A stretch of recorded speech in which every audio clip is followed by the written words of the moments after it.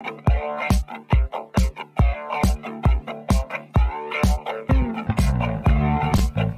get ready.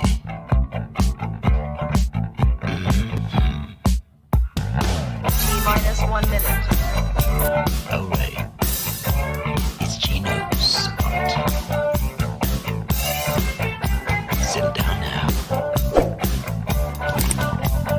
Get yourself a drink. Sit down, relax. Let your stresses fade away. It's time for Gino's spot. T-minus 30 seconds. We're nearly ready for you. We're just fiddling around behind the stage. We're just fiddling backstage with the buttons. We just step into the circle you feel. 10, 9, 8, 7, 6, 5, 4, 3, 2, 1, 0. Relax, sit down. Coming out of PE town. Drink, find a shot. Never mind your liver. Get to Gino's spot. Gino's spot! Get to Gino's spot. Gino's spot! Have a laugh, have a giggle, and exercise your middle. Have a Gino shot. Gino's shot! Get to Gino's spot. Gino's spot! Get to Gino's spot. Gino's spot! Have a laugh, have a giggle, and exercise your middle. Get to Gino's spot. Gino's spot!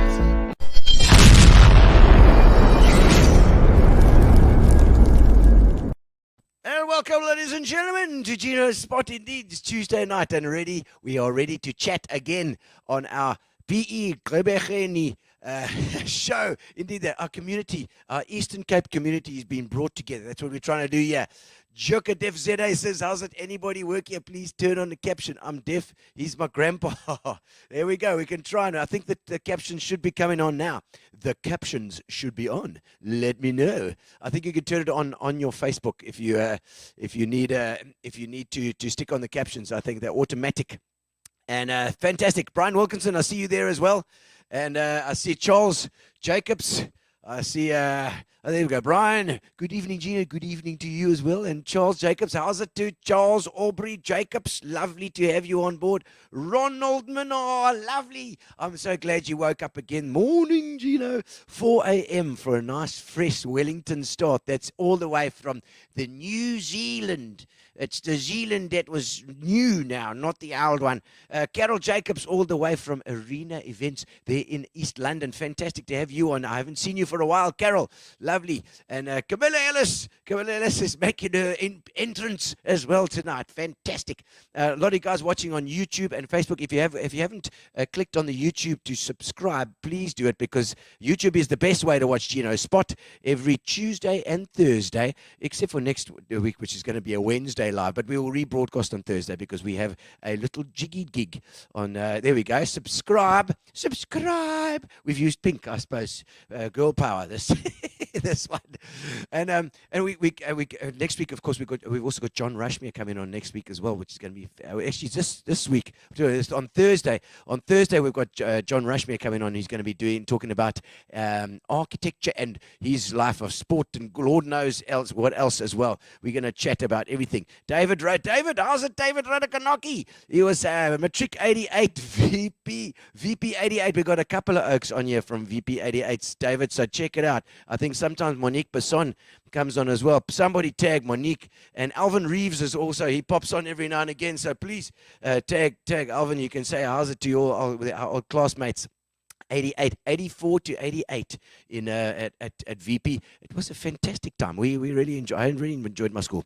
Internet problems here this morning in New Zealand. I cannot believe it. Ronald Menard, our internet seems to be going okay. Touch wood, and we're ready to go with the show. Indeed, Gino Spot. Thank you to Spa.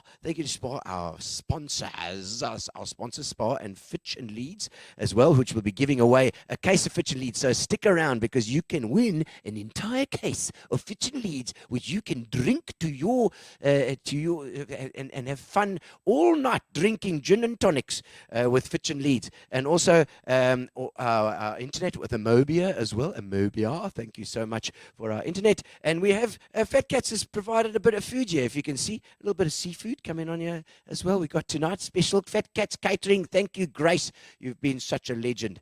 Lovely jubbly. All right, so ladies and gentlemen, I think it is pretty much time to start. Just sing a song for you guys. Tell me where you are. I've got my little Fitch and Leeds here, and a little bit of punters.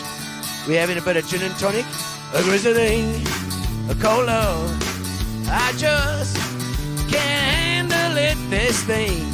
Sean Sullivan says hello, Gino. Yes, I say hello back.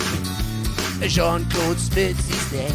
Oh, great. Facebook have captions, so I watch here. Hi, everybody. Hi, Jean-Claude Smith and Claudel Smith is watching from the bedroom. Hello, my dad. He's watching on YouTube. Oh, good. Yeah. A crazy thing. Baby, she knows how to rock and roll. And Alan Carter and Brian Wilkinson, he used to work at the boardwalk. Subscribe to YouTube. Colo, I just can't hide from it. This thing, Colo, I just can't handle it. Happy. Here we go again. That's right. She said her favorite dog song, cause he loves to do the twist. I'd like to see that, maybe post a picture. Alright, Kamala Ellis was also at VP, I think she was. Oh yes. You gotta be cool, relaxed. Wooden, I got all my tracks in the backseat. A hitchhike. Take a long ride on my motorbike until I'm ready. A crazy little thing, cola. Oh, crazy thing, a cola. Billy Ellis is back and also Claudel. Can't wait to see my dad, George Rodocanachi on this live thing. Oh yeah, awesome. Rendo Peeler's watching too. Rendo's audio. That's where Ray works. Ray is George's son, and Camilla is, yes, of course, a glass of 90. I like that indeed. Oh, a glass of 90. I'm thinking of a glass of 90. It's glass of 90. That was, I don't know if Ray was possibly class of, no, he's a little younger. A couple of Rodocanachis there at VP. I know David was with me, 88, but Ray was a little younger than us, you know.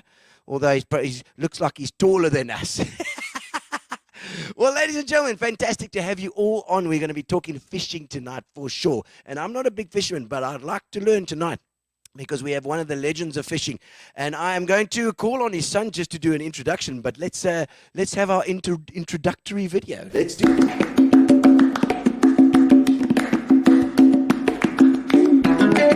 Welcome to the show. Now it's your time to shine. We're gonna have a lekker chat tonight. Another good time.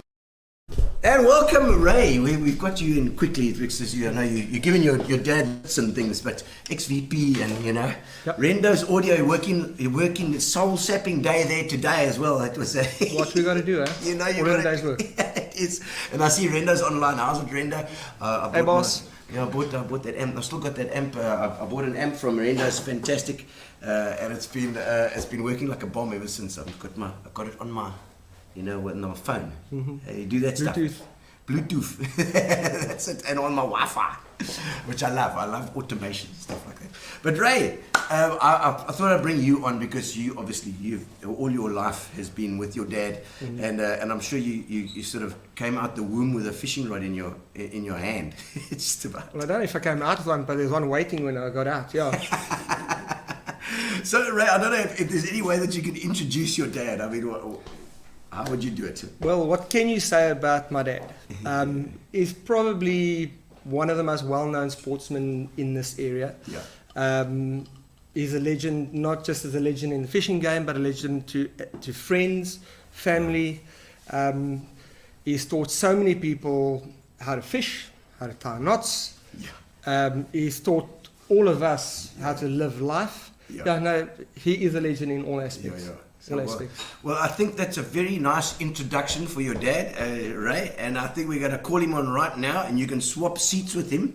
Thank you for that. We expect you to give chirps every now and again as well, because we need to, you know, we kind of need a truth serum every now and again with some of our guests. So we're going to welcome on George. George, welcome to the show. It's fantastic to have you on. Thanks very much for having me. It's magic, man. And I tell you what, I have been flooded with messages as well, and I hear you have as well. Once we decided to put you on the show, everybody's saying that this man's got a lot of stories and he knows he's fishing. Well, I think I'm known better in Cape Town than any other city in South Africa.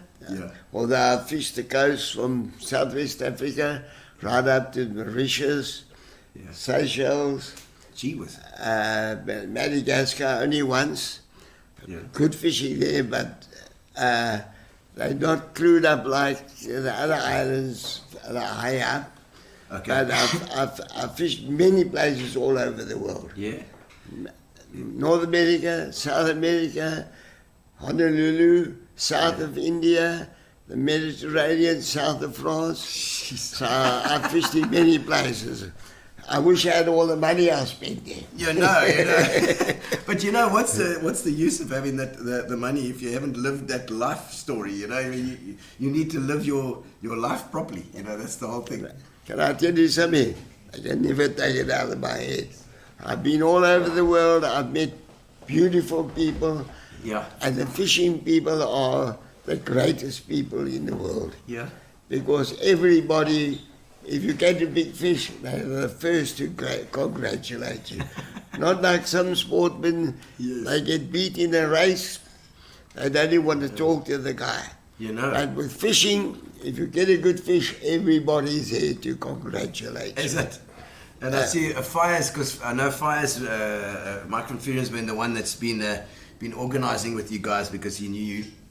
And he's a cricketer, you know, I think he's, you know, he can be quite a bad sport at times. I think Fires, you know, when if he's trying to bowl at Oak and he's not getting him outdoor, you know, it'd be a bit problem. Well, I watched Fires many times. Just teasing.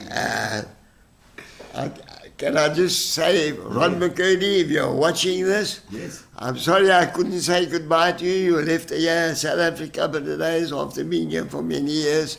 I hope you're watching this today. I'm sure you can. You might not be awake now, but you surely will watch it at some stage, because I think they're a couple of hours ahead. We were watching the Grand Prix yesterday, and it was all out of kilter all the time. Eh? Rory Norton. So let's have a look at some comments here before we start here, George. Rory Norton, do you know that chap? He says, George may recall a deep sea boat, sea urchin, belonged to my late dad, Trevor Norton. Oh, very well. I remember that boat, sea urchin. Hey?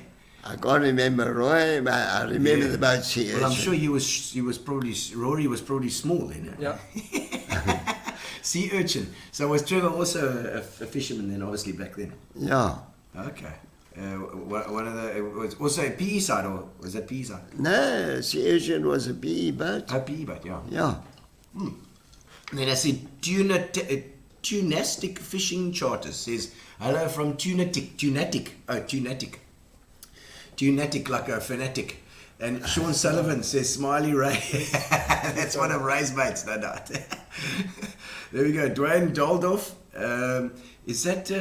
yes. That's Helen's, yes. Ex-VP, yeah. 91. Ex-VP as well. I know Helen and Mike. It was Barwood, Mike Barwood and Helen's now in Doldorf. I think she's married. I think, I don't know if Helen's related, must be. Dwayne says, how's it, Ray? And then and David, of course, hey, but you grew your hair for this. I've been shaving the hair for 20 years, so really, first time most people see me with hair. Well, I'm glad we did it on Gino's spot. There we go. How's it, David? Sean Sullivan says, hello, Uncle George. John Skippers says, how's it, Gino? You know, John is the original car park John. The beers. Yes. He sits at the car park there and surfs a lot. He's a surfer. And then I see, said, why do you, Kathy Pretoria Stein, saying, how's it, guys? Jean-Claude Smith as well says, hello, my grandpa. Is that Jean-Claude? Is that your grandpa? How's it, my boy? Love you. Oh, man. And so, I mean, George, at the moment, you're obviously retired. You've turned 85, 85th birthday? Yeah. And February. is it? Yeah. And so at the moment, are you just relaxing, just retiring? No, I'm going to go another 20 years. Still going? Yeah. 105. I'm so fit and healthy. Well, last year my dad fished the day in the Tuna Classic. Really? Yep. Took a whole day? Yes, sir, George. No, Because it's draining, that stuff. God has blessed me with good health all my life. So, I don't know. My father lived to 96. Wow. My mother to 92. So I'm one of the good old school. There we go. And they say every generation you live longer. And when I was 3 years old, on the last day of every month, we all had to have castor oil. A castor oil. You youngsters today, you can be glad you don't get castor oil. It's horrible. But it gets you to go old. Did Remember that. any of the guys out there used to drink castor oil? Because the cod liver oil as well was the other one. Yeah, well, It's like, take a teaspoon a day. What the hell were they thinking? castor oil was horrible. Yes, I tell you. Anyway, my mother gave it to me, and I hope to grow past my mother's age. Of All right, 92. excellent. I'll just see, Gary's a couple more comments there. Let's just quickly shoot through some of them. I see hello, Grandpa, I hope you're well. I miss you lots, says Jean-Claude Smith. And Thijs Koen says, hello from Lebos. Yeah, Le Boss. Lebos, where is Yeah. Lebos? How's it taste? Is it? No, Le Boss is his boat. Oh, is his boss? Okay, Yeah. now what boat have you got? Had. I had Sea Princess. Sea Princess. And with Tyson's boat at Cape St. Francis, we won a Tuna Classic. Wow. I got a fish of 85 kilos. Won us a lot of money. And we all had a good time in that competition. Yo, nice. And Tyson's a good friend of mine. He spent a couple of days with me, a couple of hours with me about a week and a half ago. Lovely. And he's a good guy, and he's really an absolute gentleman. Well done, Dace. Excellent. And I see George, John Allen there saying, how's it as well? George from Big John. Yeah. Is that another? How's John? Another excellent and absolute gentleman. In the fishing game, you don't have guys that hate you when you do well. You all congratulate somebody who gets a good fish. Well, that's the old school way of doing it then, obviously. Yeah. And then, Ray's generation are different. They moor each other when they, I don't know. Make each other drown. There we go. Let's have a look. Mel is here as well. I see Mel. Is that your wife? Yep. Mel has it, and they're saying hi, Dad. And How's it, my darling? there we go. Your daughter-in-law was always a favourite, eh? Yeah. Francois Ott says, how's it, Ray and Worm? George, watching, heard all the fishing stories. Francois, haven't heard from you for years. Yeah, that might Gee used to whiz. work with me. Yeah, okay. And then Camilla says there, my mother tried to kill me with ball stall every time we had a cold. Boston. Another medicine. You remind me of my father. There we go. And Mark Crail saying, how's it as well? Ex-VP as well. There we go. David and Mark, we were together as well. Dad looks good on his age 85, says Claudel. Eh? Yeah. Absolutely. And Nicole Nielsen as well. Also, Uncle Georgie looking good from H and Nikki in Scotland. Yeah. They're watching from there. Yeah, I got a friend in Norway who's also watching now. Oh, is it? Norway. Mike Johnson, he's in Norway. Okay, gee whiz. So Nicole Nielsen also, but Nielsen sounds like it should come from Norway as well, or from Sweden. Nielsen is a Norwegian name. Yes, so Sweden is at least. Norway and Sweden, Yeah. eight countries. Similar vibes, eh? Yeah. Similar vibes. And have you ever fished up there? Never. Cold. It's too cold. I like warm water fishing. Oh, is it? Blue waters, big fish. Oh, is it? All my life I've caught big fish. I've been lucky. Okay. God has given me good luck in my life. And the cold waters don't. Is it different with fishing? I mean, if you're not a fisherman, you won't fishing go. If you're a fisherman, you will not fish in cold waters. Really? Fish don't feed in cold water. Fish feed in deep blue seas. The warmer the water, the more hungry the fish become. Really? So the more that they are. Oh, that's classic, man. And I mean, I know, look, clearly fishing is going to be the main theme of this show. But I mean, let's go back in the history, George, to where you were born. Where were you? Where did you come from originally? I was born in Cape Town. I'm a twin. Okay. My late sister Mary's passed away. Okay. A twin? It was myself and 3 girls. My sister Kathy passed away about 15 years ago. My sister Dorothy 5 years ago. And Mary 3 years ago. So I've lost all my family. I'm the only radio. The last stand. Of the greatest. The last Rodocanachi. And by the way, Jenny, I love you. I know you're watching. Oh, sure, man. Yes. Jenny's been with me for 15 years. Oh, okay. She's from my life and I love her joy. Oh, lovely, man, lovely. And so born in Cape Town. Yep. And Moved to Cookhouse. Moved to Cookhouse after Yep. that. Tell me about Cookhouse. How did you get to Cookhouse? Well, there's a lot of cooking Cookhouse. I mean, they cook all kinds of things there, you know that. I hope you can scratch it off. No, we'll just mute it. Well, Michael said I can say that. No, it's and fine. So blame me, man. Yeah. And so, I mean, you were brought up. Was your dad farming there, or what? No, my father worked on the railway. He was a signal connector. Oh, wow. We had the station master's house, a beautiful home in Cape Town. Wow. I'll never forget one day, we came from school and I saw a broken down pram. I wanted to go and pick it up. I fell over. I still got the scar today on my leg here.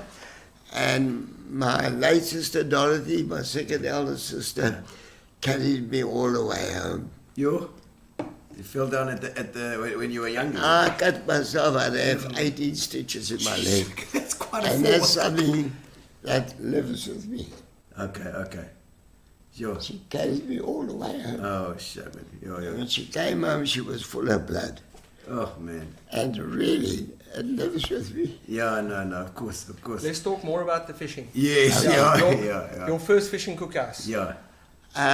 When I was 6 years old, my father took me down to the river for 5-6 times. Old reed rod. Really? No nylon those days. String. Tail hook on. Is this the got a 50s now? big Is this knot. like the 50s? That's No, my first 6 years decent old. fish I caught. 40s. You put a worm on and you got a cork. And if you cork this, you must strike. Yeah. And I struck and I was putting it, Dad, Yeah? Dad, I can't get this fish out. And eventually he helped me and he pulled this fish over. And we used to catch mullet that size, that thick. Yeah. This fish was that size and that thick. Yeah. And 40, 50 years later, I went to Cookhouse. It was still in the billiard room on top of the wall. But it was golden color from all the smoking in that place. Yeah. But there was my fishing game. They sent it to be and they had it. It's probably still there today. Really? In the billiard room. Jeez, but that was in the 40s now. No, the I was born in 37. Oh, 37. So just And, early 40s. that was 52, 55. When I left there, Cookhouse, I came Oh, to you left be. there, yeah. Because I mean, I'm just thinking, I've got a seagull motor that was like, I think it's a 1940 something. So that Best about the boat same in age the as my world, dad. so many lives. Eh? Yeah, is that the seagulls? Yeah. Yeah. People went with seagull motors to get all the people at what's that place in the war when they went over to France? Oh, you mean we're in Zimbabwe, in Victoria Falls. No. When the war was coming to an end and Hitler was pushing The D-Day. You mean the German what was it? D-Day. yeah. Dunkirk. Dunkirk. Dunkirk. That Seagulls. seagull motors, they had enough fuel to come from England 20 miles like- with a little seagull motor. And and they're still going today. Yeah. Mine still goes. It's going Brilliant. It's Saved broken at the moment. many but lives, eh? Yeah. Many lives. Well, I'm glad to know that because then I'm going on with that Maybe old people like me history. that will save. I'm probably watching this. Yeah. Good luck to you if you're still alive. Absolutely. And you know, so from Cookhouse with the equipment must have been like you said, it was just basic. And then you came from Cookhouse to PE.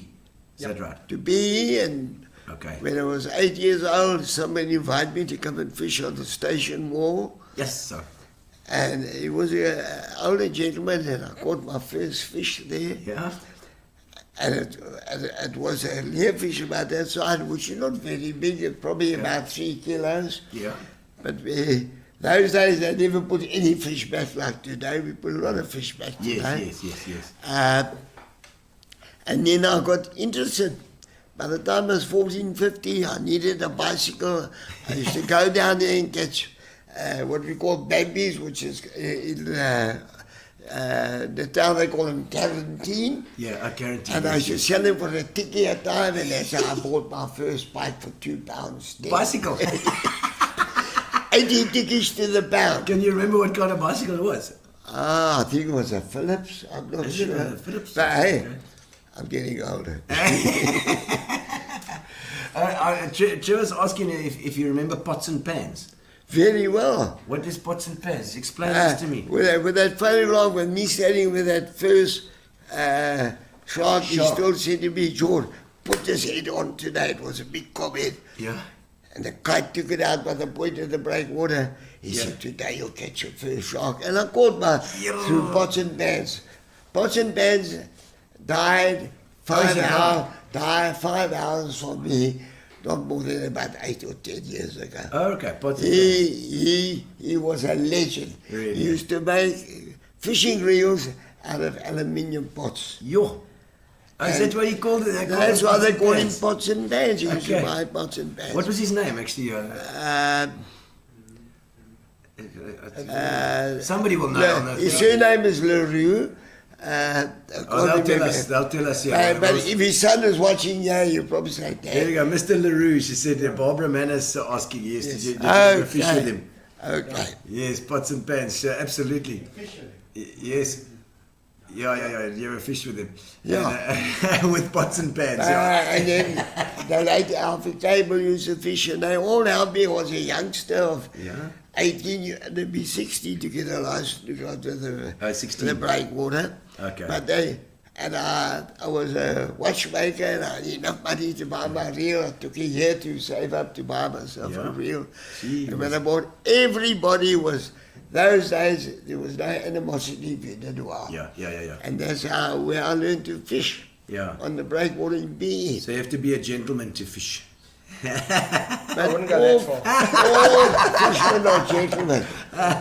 All my life, I taught people, when I see them doing the wrong thing, I'll say, do this, do that. Yeah. And I've had so many comments, George, you taught me to fish. Yeah. And it's not like any other sport. Boxing, they hate each other. Running, Well, they would each other. surfing, they actually get annoyed when you do well. Yes. Fishing, everybody's happy when you catch a big fish. Really. No, very lekker. I mean, with the history of, especially with you, I mean, it must be close to your heart. So I mean, those early fish that you caught, those must be good memories. Very much so. Yeah. I remember my first poenskop I caught. I didn't even know what kind of fish it was. And I said, poenskop, what a funny name. Your poenskop. Yeah, which is a black mussel cracker for those guys in Durban are watching. Okay. A poenskop is a black mussel. Is that one there? Yeah, that's a red stem Steenbras. mussel. Okay. I don't know where the poenskop was. Well, Blackfish and it's a black fish. Okay. I caught one of 86 pounds. It was an SA record. Yeah. Somehow I never claimed the record. There were a lot of records I never claimed. Because if you catch them, you got to actually claim the record. There we go. That looks like. Is that? That's him. It weighed 86 pounds, that fish. And What the mussel cracker is it called because it eats mussels? Or it cracks they it? got very big molded round teeth. I see those And they big just ones. crash perlemoen. They even crash perlemoen. Really? They just bite and they crack the skin and they eat it. Yeah, they're so strong. But that fish weighed 86 pounds. Yeah. Then the record was 84, and I claimed it, but I never got the record. Somehow the information went missing. Oh, okay. But that happened many times in those days, maybe the 40 years ago. The oak that was 84 kilograms, he somehow didn't. He No, didn't, not he didn't kilograms. subscribe to the Was same pounds gentlemanly those days. pounds. 86 pounds, which is about 38 to 40 pounds. Yeah, so kilograms. that other oak with two less pounds, he was less gentlemanly than you thought he was. So No, I don't think so. He lost your papers. Probably worked at the post office. Yeah, he probably did. Did you have to post off the stuff? You have to post off your. How does it work? So you get this fish that's like a huge fish, and then you want to check if it's. You know, you put it on the internet, you put all the information on, and 2 weeks later you get your world record. Yeah, but now then. Those days it used to take 2 years to get a world record. So That's what, when you start losing interest. Yeah, you know? yeah, of course. what you had to do is you had to take a photograph of the fish with sunning to show scale and size. Okay. And it had to be a size scale. So most of the time we use a cigarette box, because most people those Yes, that knew what okay. cigarette boxes Yes. looked like. You had to send a sample of the line in. You Okay. had to send the certificate of the scale that you weighed it in And with. witnesses to the witnesses. case. Sign, Like sam- PEDSAC or- yeah. A sample of your trace line, everything gets posted off. They The length of the rod, the before type they of reel rectify. you had, and the breaking strain of the Break line. and strain, okay. Because now you also got this 20-1 record or whatever it was. All right. For people who don't know, 20-1, I'm a member of the 20-1 club. If you catch a fish and it weighs 20 pounds, those days pounds, or 20 kilos, and you catch it on a 1 kilo line, the fish is 20 times the weight of the breaking strain of the line. Oh, that is. And I caught a leerfish, which I was actually there, and I went to Cape Town, and the guy says, listen, I don't want to mention the name of the line, but this is a line, I come from America. Yeah. Would you like to use this line and see if you can Special break line. a world record? Wow. If you catch a world record, and those days, Yeah. our rand was stronger than the dollar, but you will win $5,000 if you win. Wow. So he dared me to catch a fish. Yeah. So eventually I bought a little record reel with a very long, thin rod. Yeah. And when we used to catch leerfish, we had to catch shad in the morning, Yeah. put a hook through the head, and the fish will swim behind the boat, and you throw it slowly, and the leerfish would pick it up. And after losing 29 fish, I was already starting to lose hope. Yeah. And one day we had, 29 fish you lost. yeah, after 9 months and 29 fish I lost, we had an American guy from ICFA on the boat, and I said to him, do you mind if I put out 1 pound line, 1 kilogram line? Yeah. What for? I said, I want to catch one of these fish. He'd already caught 2 fish. Yeah. And when you catch these fish, the other fish would be hiding, and we used to have a live bait hatch on the boat. Okay. Took him out the net, put a little hook in. I used to fire my hooks with sandpaper. Yeah. That you get, because you can't strike that fish. Okay. As he pulls away, you can only put 7-ounce play on, Yeah, on yeah, 1 yeah. pound line. On a 1 kilogram line, sorry. Okay. But it was 1 pound line. And I had to claim the fish on 1 kilogram because I didn't have a 1 pound license. Okay. And I eventually got my $5,000 Yes. once I got my diggers, Yeah. which I bought a brand new rod and reel, which I had for many years. I think I still got it. Okay. And I can't mention the name of the reel because it'll be advertising. Oh, you can advertise. It's fine. You can All right, advertise. it was a Shimano. No, Shimano. Shimano. Well, if you still And need one sponsorship. day Shimano came. We won a competition. My son David, myself, I can't remember the other guy's name, but we Ray. each- It was Ray. No, Ray wasn't No, I with wasn't me. that Fishing came down, and we won these beautiful big Shimano 90 reels. Wow. And I tell you something, They're still going today. Is it? It was a beautiful week. Nice, really. When I went to America in '68, I could have bought the agency for South Africa. Yeah.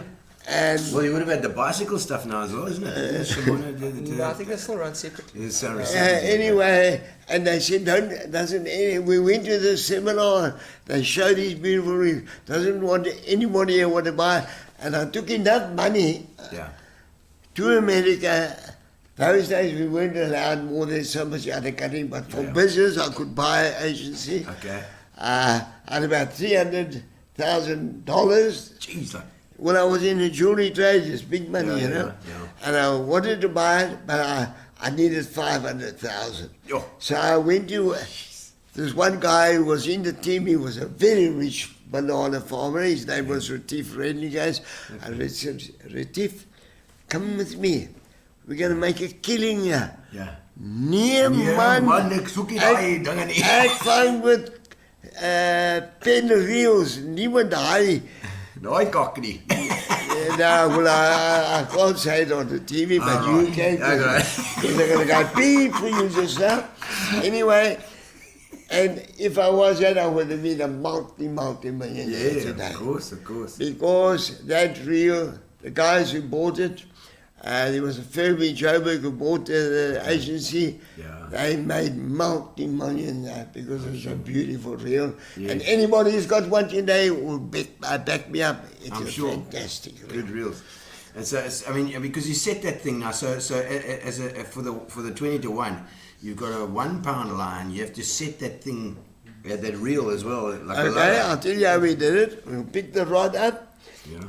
and we'll have 7 ounces, is just the weight of a little glass bottle. Really. You put a piece of line on and you pick it up like that, Yeah. and you turn, you drag off, and it will start sliding down. Yeah. And that's 7 ounces, that's 7 ounce breaking strain. And you don't touch your drag after Yeah, that. okay. So if you fish with a 7 ounce breaking strain, the fish can run, he'll just run. Yeah. But when you wind him and comes in and you wind and it's not winding in, it's more than 7 ounces. That's why your line doesn't break. Okay. And that's the way you do. The guys who really fish light tackle will know exactly what I'm talking about. Comes For in. people who don't know, maybe you've learned something now. Yeah, for sure. So you just wind it in until he starts going out, and then let it slide Yeah, out. if you pass the 7 ounces, the line just runs. Then you don't wind. Yes. The moment he slows out, then you can wind in the line Yes. again. And if it goes over 7 ounces, it takes the line out. And I fought the fish for 4 hours and 5 minutes. Eventually, it was so tired, it was drifting in the wall. We reversed up against the fish, we capped the fish. Sure. You know what I did? Yeah. I took my rod, I said goodbye, plug it off, I threw it in the water. You done your work. Really? Never Wow. use that rod and reel again. Sure. Because I've achieved something. Yeah. But only because it was a day, I said, Yes. come on, show us, George, you can do it, and I did it for a day. Yeah. And now I'm a member of the 21. Excellent. But they have up to 25 to 1 clubs. They catch 1,000-pound marlin on 40-pound line. Yo. And the marlin. Yeah. That also, have you caught marlin as well? Yeah, I've caught 7 marlin in my time. Gee whiz. Uh, Because that's like a rodeo. That. a marlin. I've caught a better fish. I was the first man in South Africa to catch a broadbill.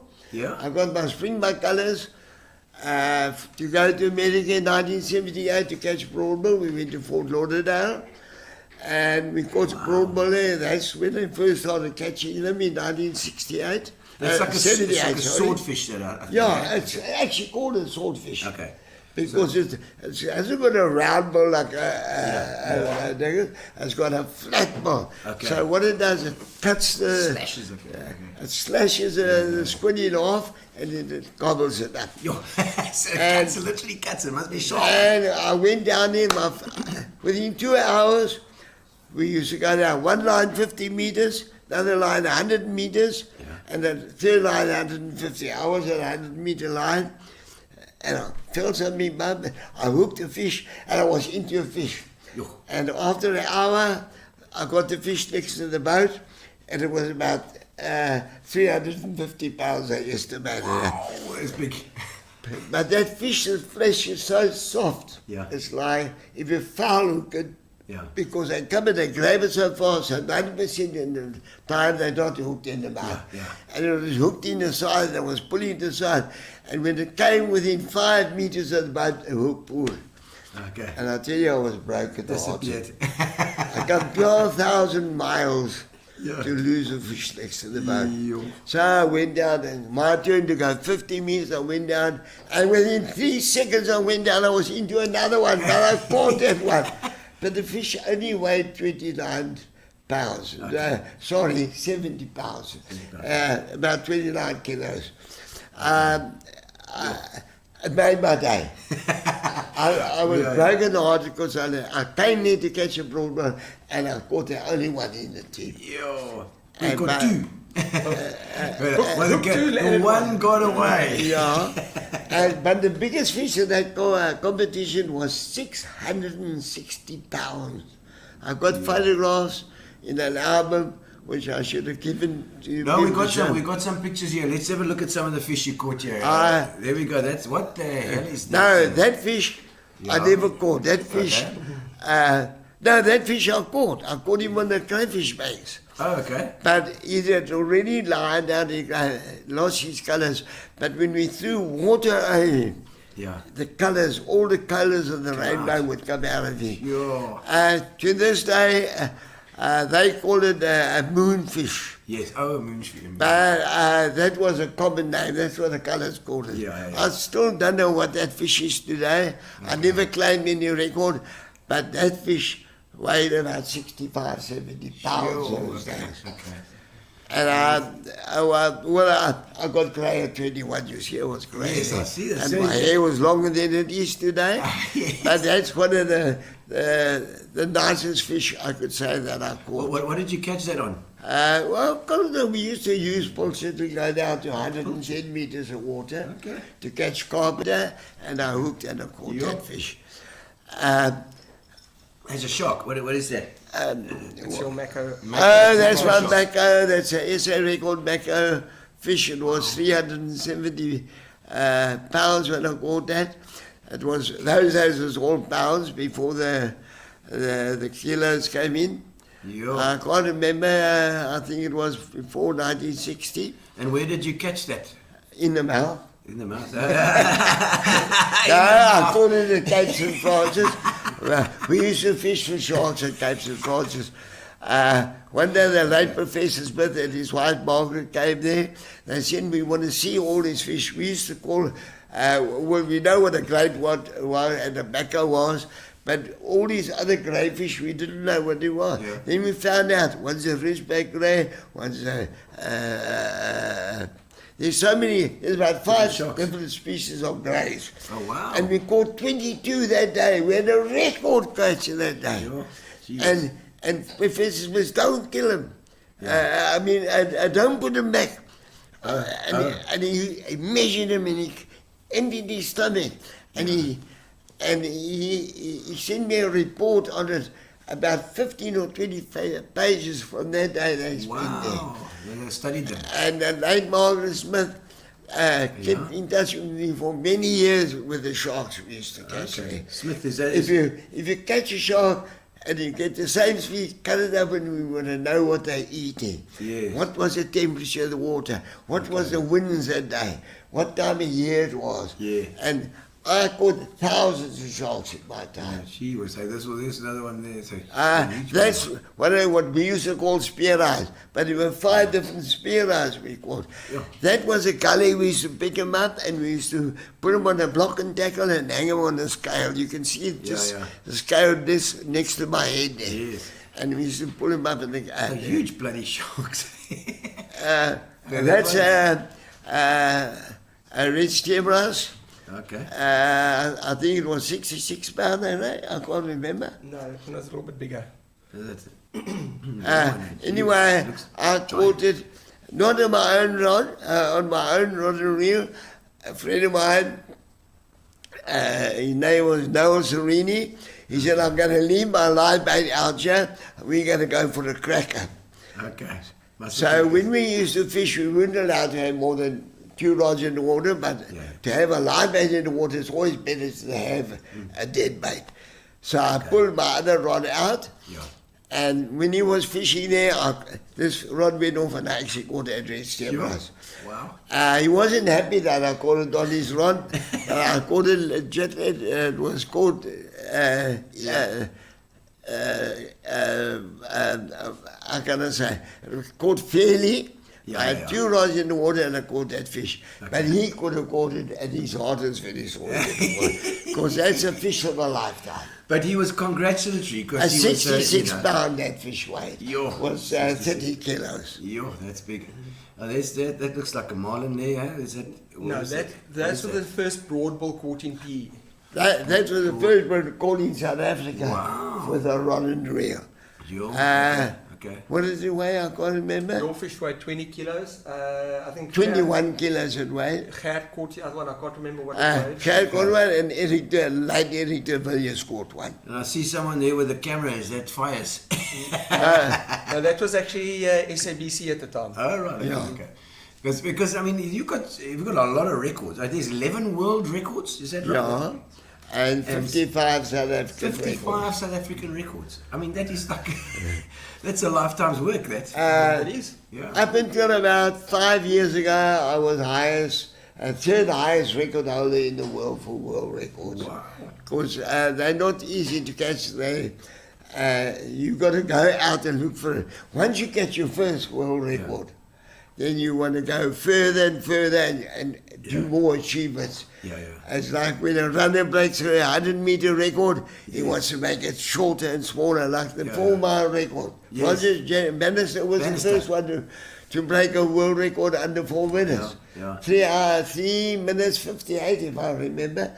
Because everybody wants to achieve something, and that's what I wanted to do.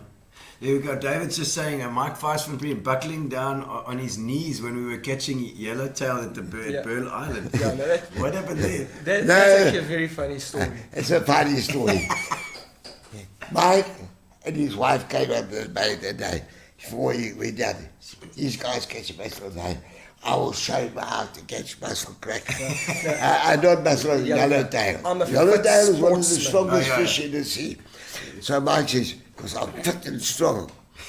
Anyway, by the way, I hold the South African record for the biggest yellowtail on 15 kg, but it should have been on 10 kg, but my double line was 2 inches too long, so I had to claim it on 15 kg. But it was actually caught on 10 kg in a competition, in a South African competition we had to be. Anyway, so Mike says, I'll show you how to pull him.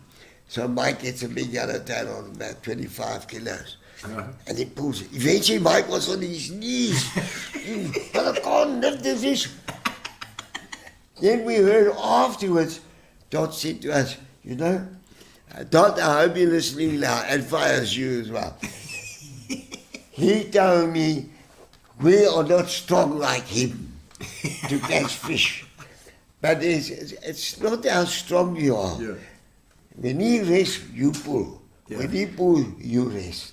That's the secret of fishing. Okay, is that the way to do it? Yeah. When he's because I mean, But he was pulling all the time when the fish is running. Just And when the fish stopped running, he was so tired he couldn't really push the fish. But eventually landed the fish.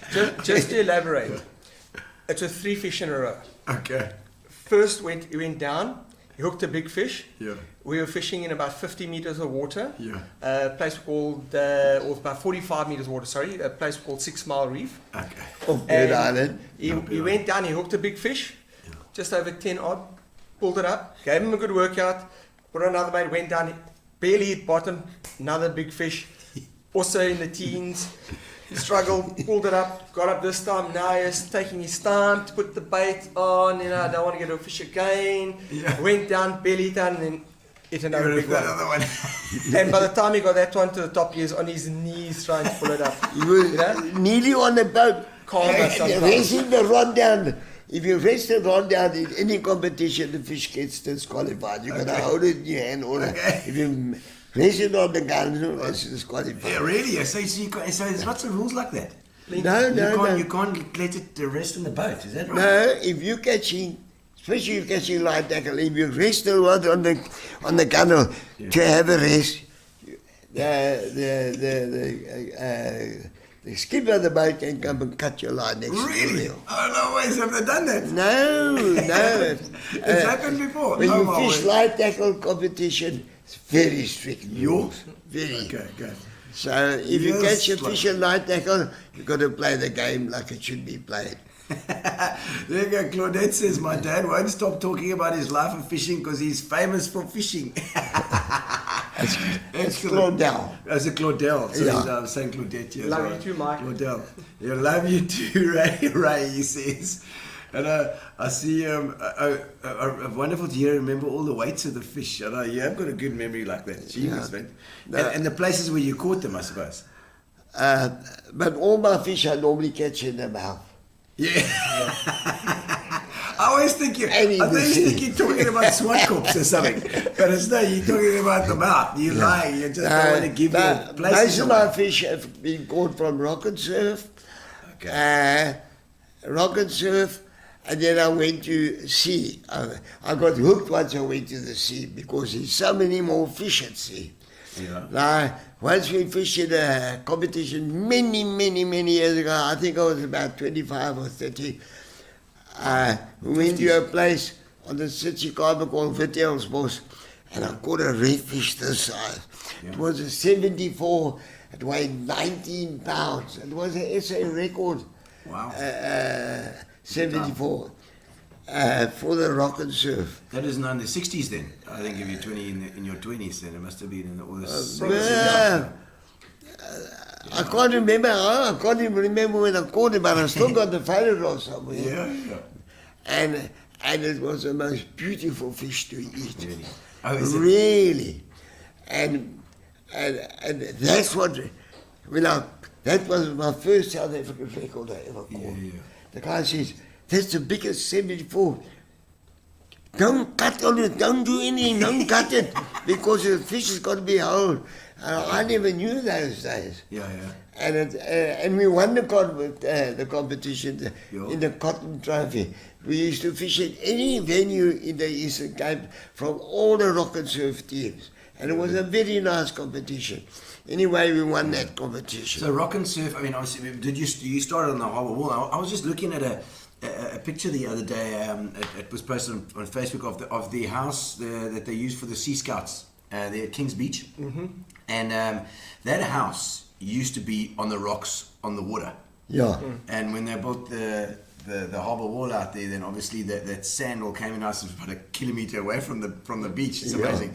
But so I mean, in those days, what was the shoreline different? Very different. No, it was very similar to that. When I was younger, I used to fish in the breakwater. Yeah. But I used to go, my father was not allowed to put the fish in the water, and I should see all these big fish in there. Yeah.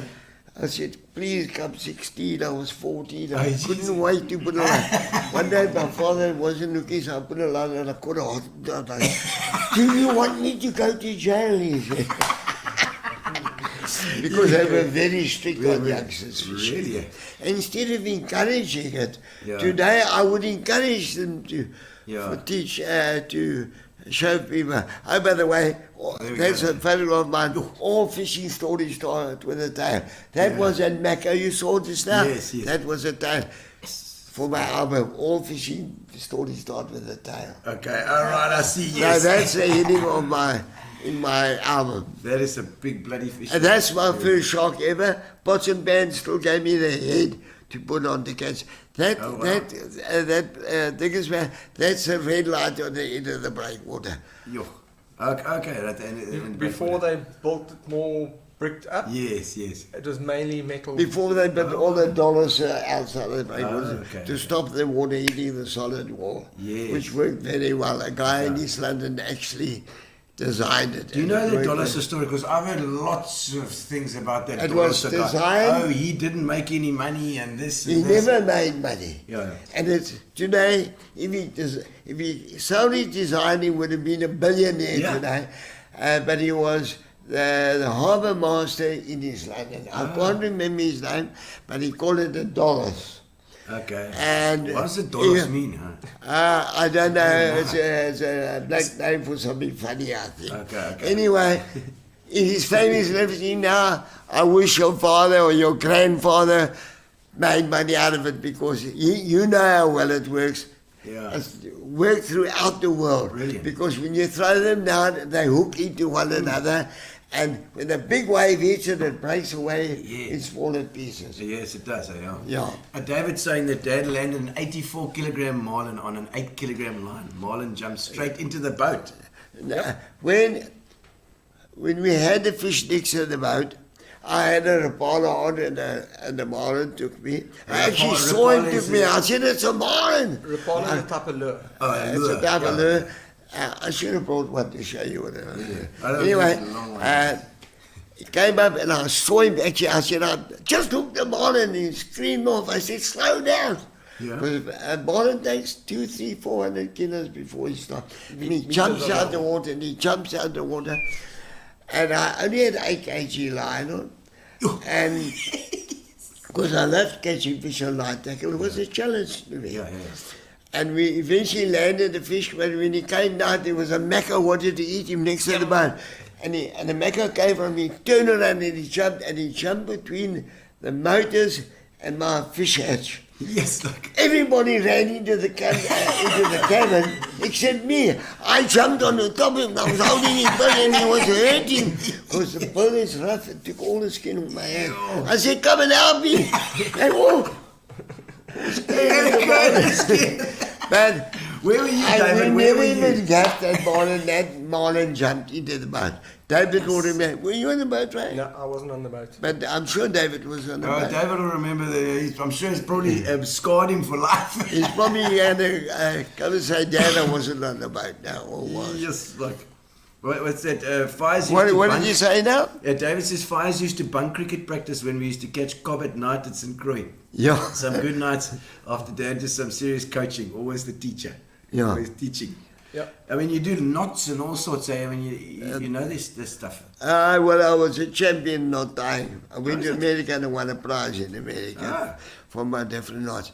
But Ron McCurdy, who's gone back to Aussie now, he fished many times. He used to have to fish with me. Yeah. And Ron was big and strong, you know. Yeah. And another Mike von Vieren, I can do this, I can. But then he found out it's not how strong you are, how clever you are. Because when the fish rests, you pull. When he pulls, you rest. Yeah. That's the secret about making fish. For a big fish on light line, especially on light line. Yeah. But Ron, if you're watching this, I love you, my friend. I'm sure you'll be. We had a lot of good times together, a lot of brides in my house in Miramar. Well, you know, if he's watching from Australia, Rod, I've got you in my sights for getting you on the show as well. We'll have to have him on the show too, because I'm sure he's got a lot of friends here in PE. Early morning there. Yeah, no. We'll have to do it at a better time. That's a hell of a big hammerhead. That holy. Where was that? 494 pound. I actually saw this fish on the water. We were fishing at Cape St. Francis at a 6 centimetre. I said, "Whoa!" I didn't know what it was. Until he lifted his head out of the water. I quickly pulled out my rod, put a half a mullet on, and in front of where we actually put a platform on that rock so we could stand on the rocks. We built a platform. Oh, he caught that off the rocks. And a little house where we used to go overnight and sleep at night. I sleep as well. And I quickly, there was like a pulpit out there with this low tide. You could get it. And I cast it bait out. As he hit the water, this fish came up.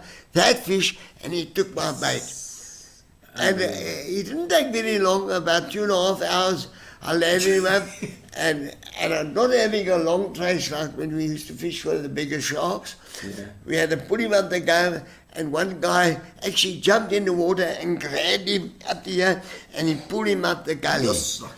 And Gets in with the shark. That is still the biggest hammerhead ever caught and rod and reel in South Africa. Wow. And it's a common species, not a bronze. There's 2 species of bronze, and that's the black common species, which is in the southern hemisphere they Yes. get those ones in warmer water. Well, I have seen a whole lot of hammerheads at St. Francis, even on the Yeah, swimming little beach. ones. Yeah, the little ones. They still They like are to go also on. the common ones, the black ones. Yeah. And when we pulled him out, he was starting to give birth already. He probably came in to give birth. He gave birth to 22 young ones. Wow. And when I cut him open, he still had another 5 or 6 inside. Jeez. Because I took it to the ocean near him. That was that fish is a duckbill ray. It's also an SA record. You can see I was young. I wasn't even grey. I still had black hair there, like grey. He'll probably get grey when he gets older, like me. He's already Anyway, old. that fish I fought, I had 30-pound line or 20-pound line, I can't remember. I fought him for 5 hours and 5 minutes. He took me 21 times from the point of the breakwater to the high blocks in the tanker burger. Eventually, I said, I can't land this. I coaxed him to get to King's Beach and I landed him on King's Beach. And the guy walked in the morning when he put a gaff in him, it actually dragged him out to sea. That fish is extreme. You see, he's got like a big head on him. Yeah. Very strong fish. So what is it called? It's A duckbill ray. duck bull reggie. It weighed 92 pound, that fish. 192. 192 The pound. writing's actually on the photograph. It's there. still an SA record today when I last looked. Hell's bells. And that looks like a That's my first marlin in PE. Okay. I caught an 8 kg. That's a marlin I caught an 8 kg. That's my first marlin I ever caught in PE. But he actually committed suicide not to be bitten by a shark. He turned around and he jumped and he landed on the boat. Yes, yeah. That was You the see one that bull? That bull is not a flat bull like a broad bull. But it's very rough. But when I had him, I didn't want to, because when I was finished my hands, all the skin was on my hand. But I held him, I said, come help me. Nobody wanted me. And eventually I took we call it the kitty, like a big bat, and I hit him on the head so he could lie still, so he wouldn't jump off the boat. But a local anesthetic. Yeah, I see that. Yeah. Jeez, like so, I mean, we were talking about it. There's a tuna, That fish there is a tuna. I caught in the Whangatani at Jeffreys Bay. St. Francis. But that was the fish off Labos. yeah, I caught that fish off the boss. It weighed 86 kilos, David, 85 kilos, Yeah. 85.2 kilos. It won us the niggas. That's David there. Who's that behind me? Me.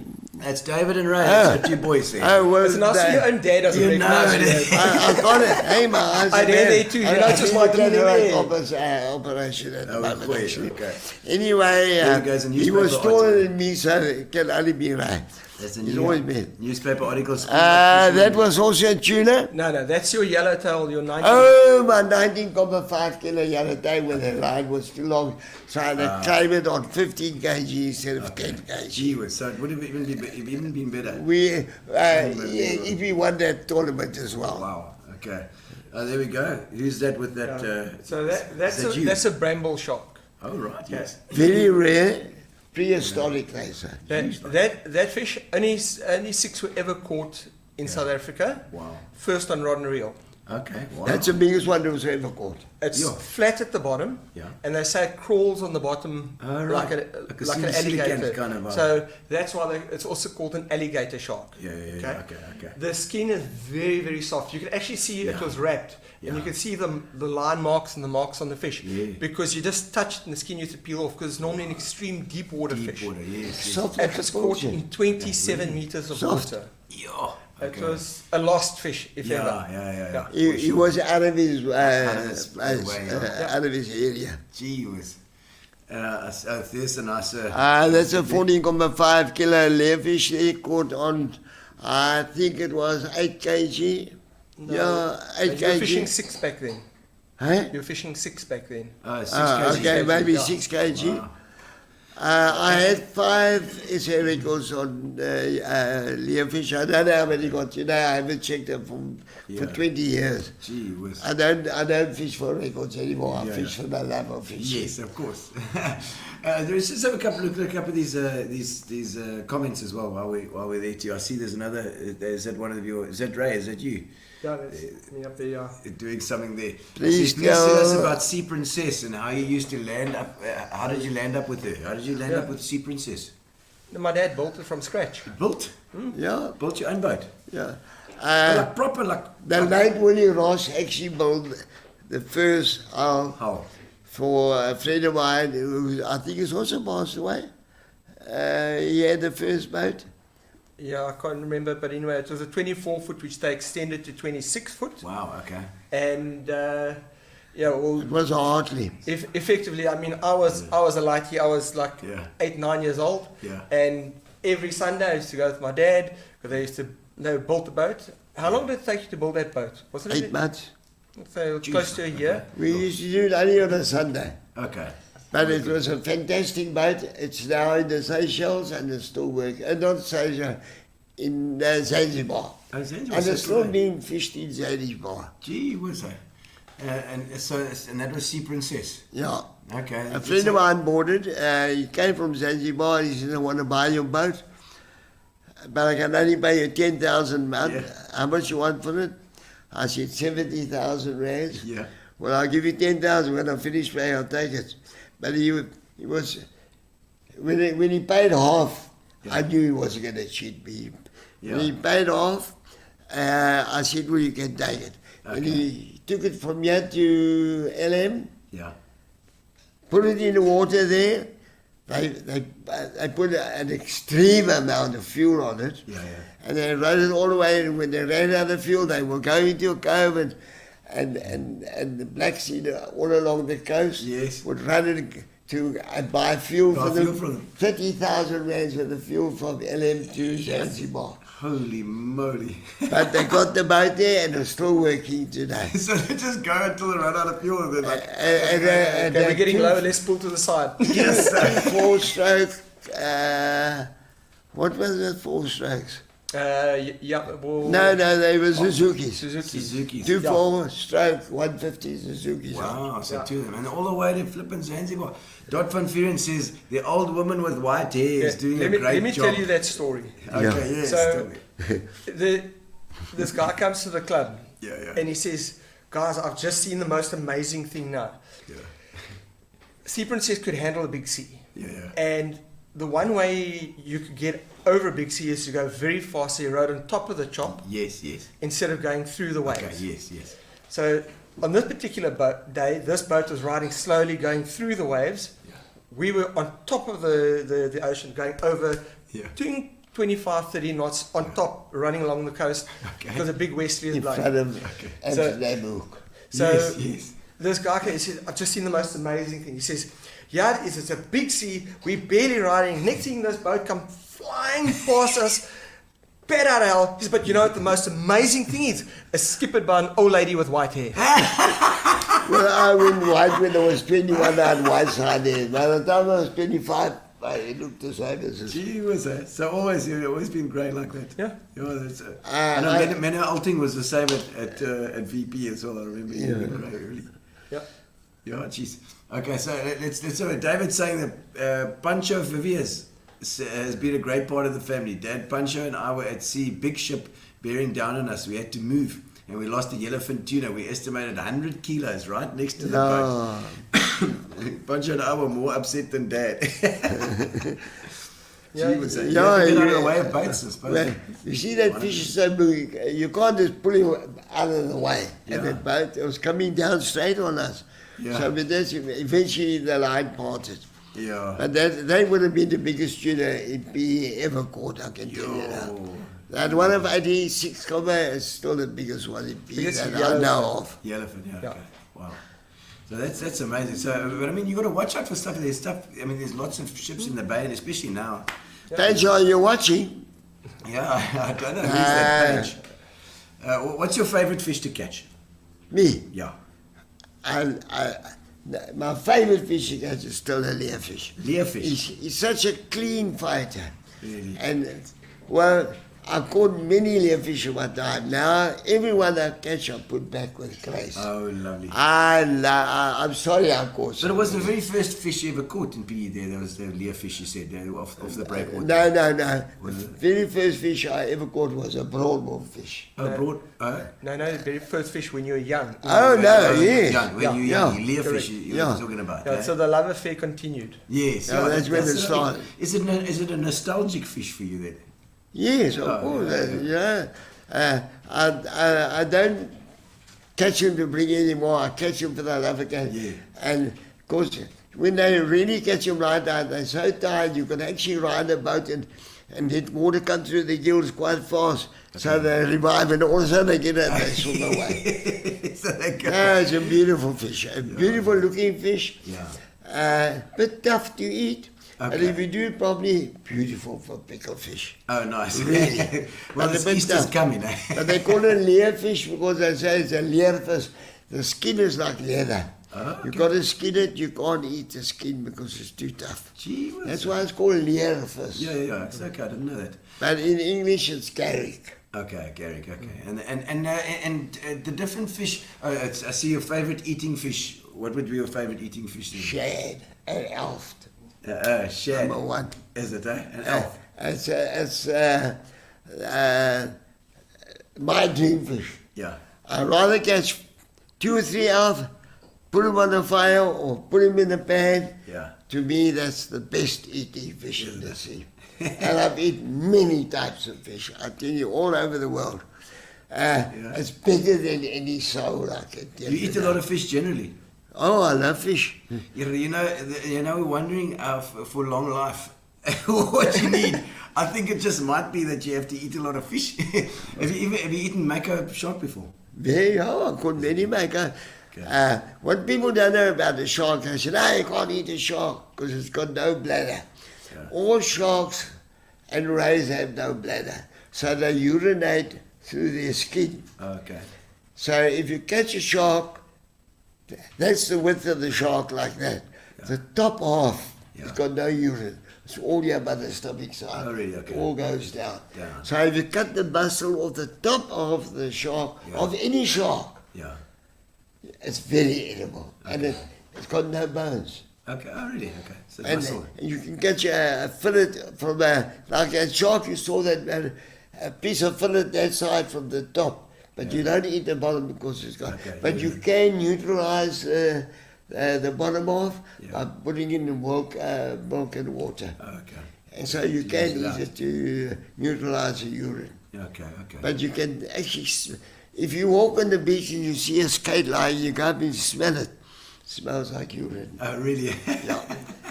And Because I have no bladder. favorite fishing spot? Cape St. Francis. Is it? Yeah. Why I've is got a it? lot of fish in Cape St. Francis, and the place called Nutspoeg on the. Not spook. Yeah, because the waves come up and there was one wave is go Yeah. and spit you wet and it's cold in the morning. They call it Nutspoeg. Okay. And another place, Jafta's Kraal. It's like a fjord that they got in Sweden. Yeah. It was almost a mile wide and it runs in right up it. Oh, like a fjord. Yeah, right into the coast. Yeah. And we caught beautiful fish.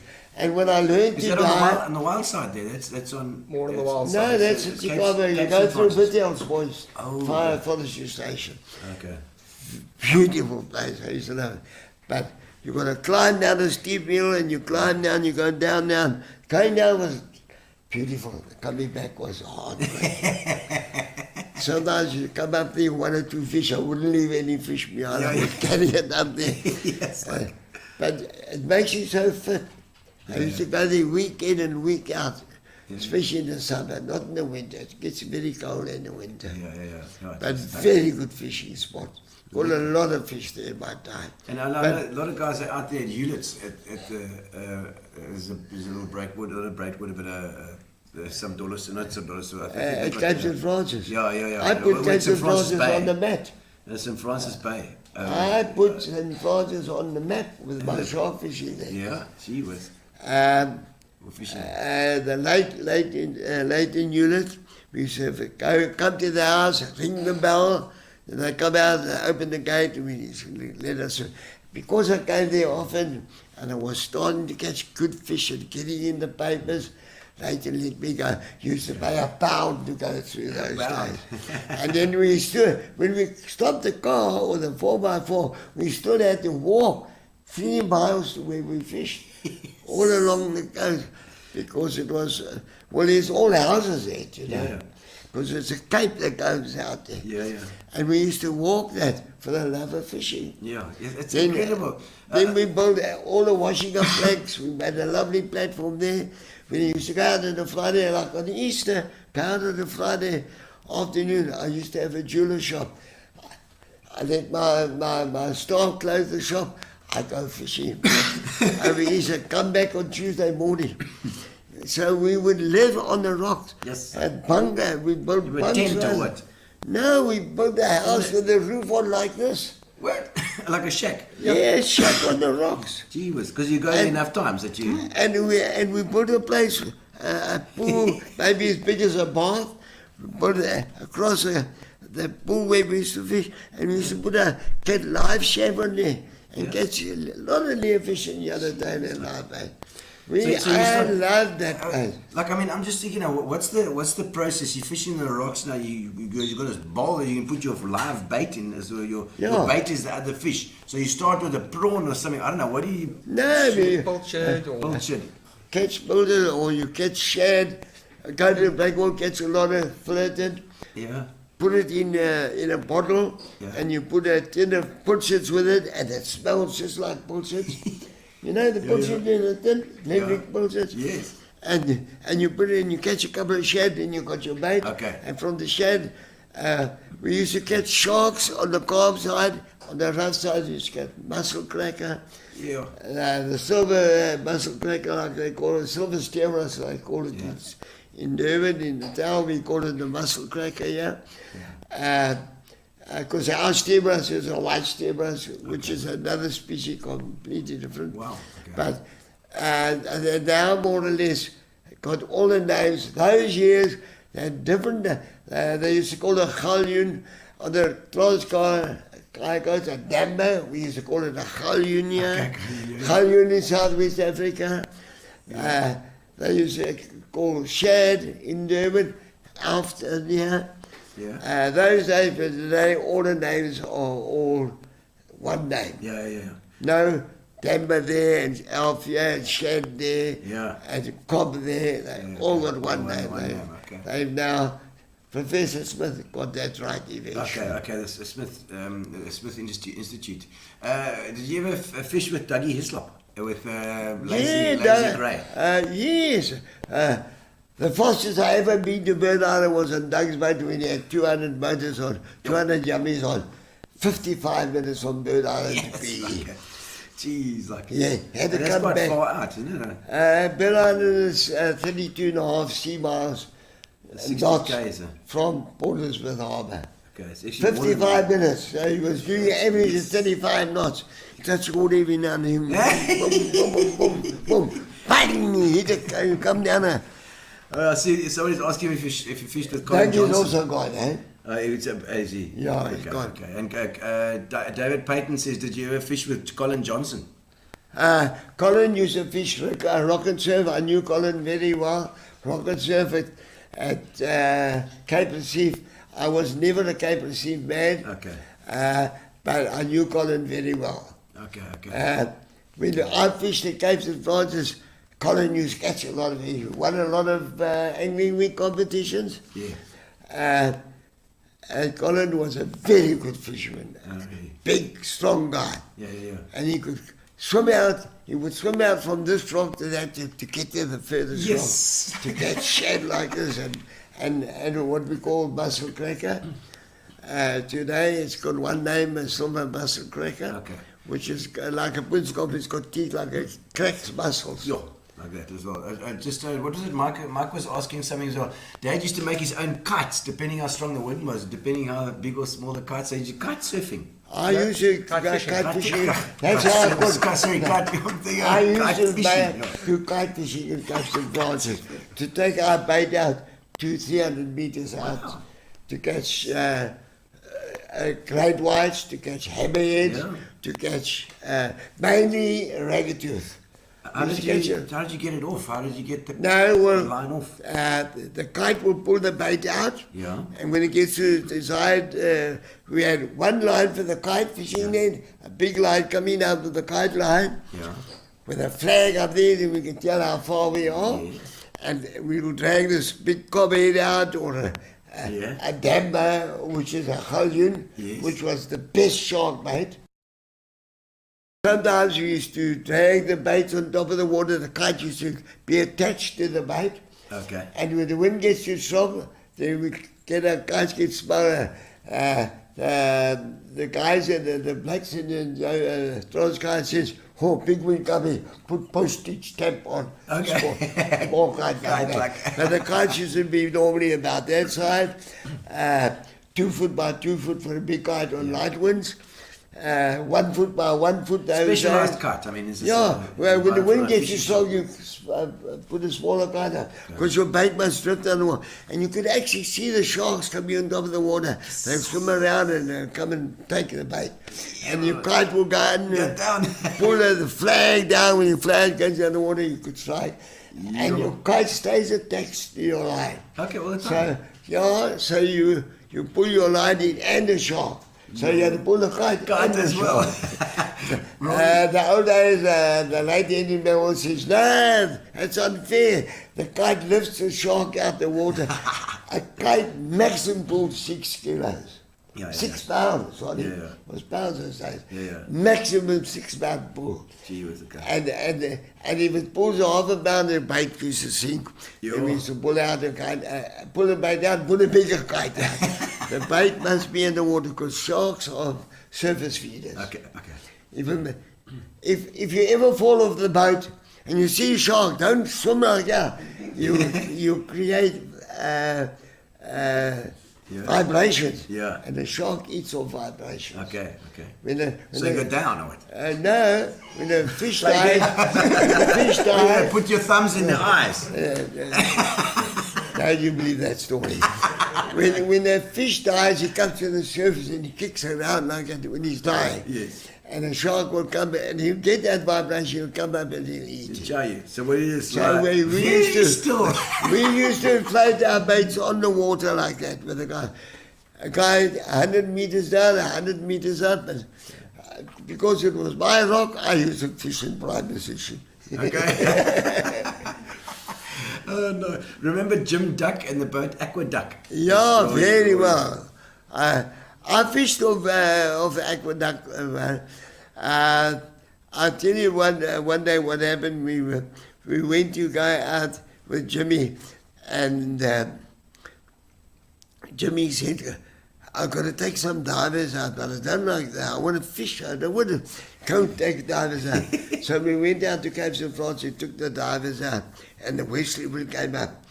And this Aqueduct it only had a freeboard about that. Yeah. Okay? So the waves were washing over us coming back. She said, "Oh, stupid to ever get involved with the divers. Never again." But Jimmy Duck, when I started fishing, Jimmy Duck, the late Cedric Riley, Alfie Cadle, I don't know, Alfie, the last time I saw him, he was 93, and he was a stalwart, he was still quite fit for his age. I hope I can pass his age. I don't know if he's still alive. Does anybody know if Alfie Cadle's alive? I would like to know. I know he was staying in the old age home. I would really like to know. There we go. So awesome to hear about the good old days. His family 47 years already. May God bless you. Lucille Tesla.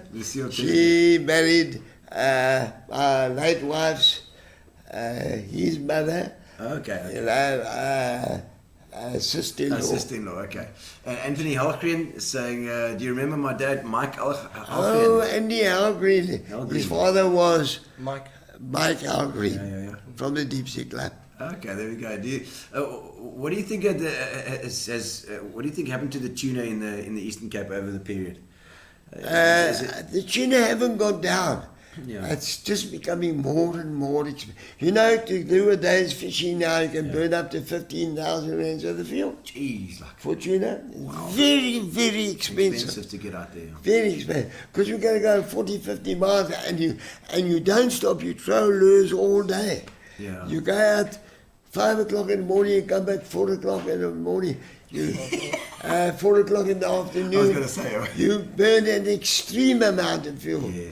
And especially with the bigger motors, although today they got 4 strokes today, which are a third of what we used to use on 2 strokes. Yeah. But it's expensive. The Tuna Classic today, you burn 5-6 grand a day for the fuel. Yeah, and they've got those big boats, and they got of course what's the story with the radar stories, where they call it the sonar, whatever they use. The fish finders and that sort of thing. Oh no, well, fish finders can only send a beam from your boat to the bottom to tell you how deep you are. Yeah. If there's any fish in between, it will show it. Okay. Just say that's your screen, that's the middle of your screen. Yeah. In the middle of the screen, you know they're halfway to the bottom. Okay. If they're right here, then they're on the bottom, and those are bottom feeders, and these are the game fish in the middle. Okay. And the game And you can't fish without a sonar today. Yeah. A fish finder. It actually tells you where the reefs are. 90% of the fish we catch are all on reefs. Okay. Cavefish, tuna, leerfish are not reef fish. They are surface fish. Yeah. They fish near the surface. They feed near the surface. But the punchcarp, the carp, the stebras, they all fish. They're all at the bottom. Okay, gee whiz. And I know there was a story you told me about the oak that fell off the boat. Okay. Tell me that story. We were fishing in Cape Town.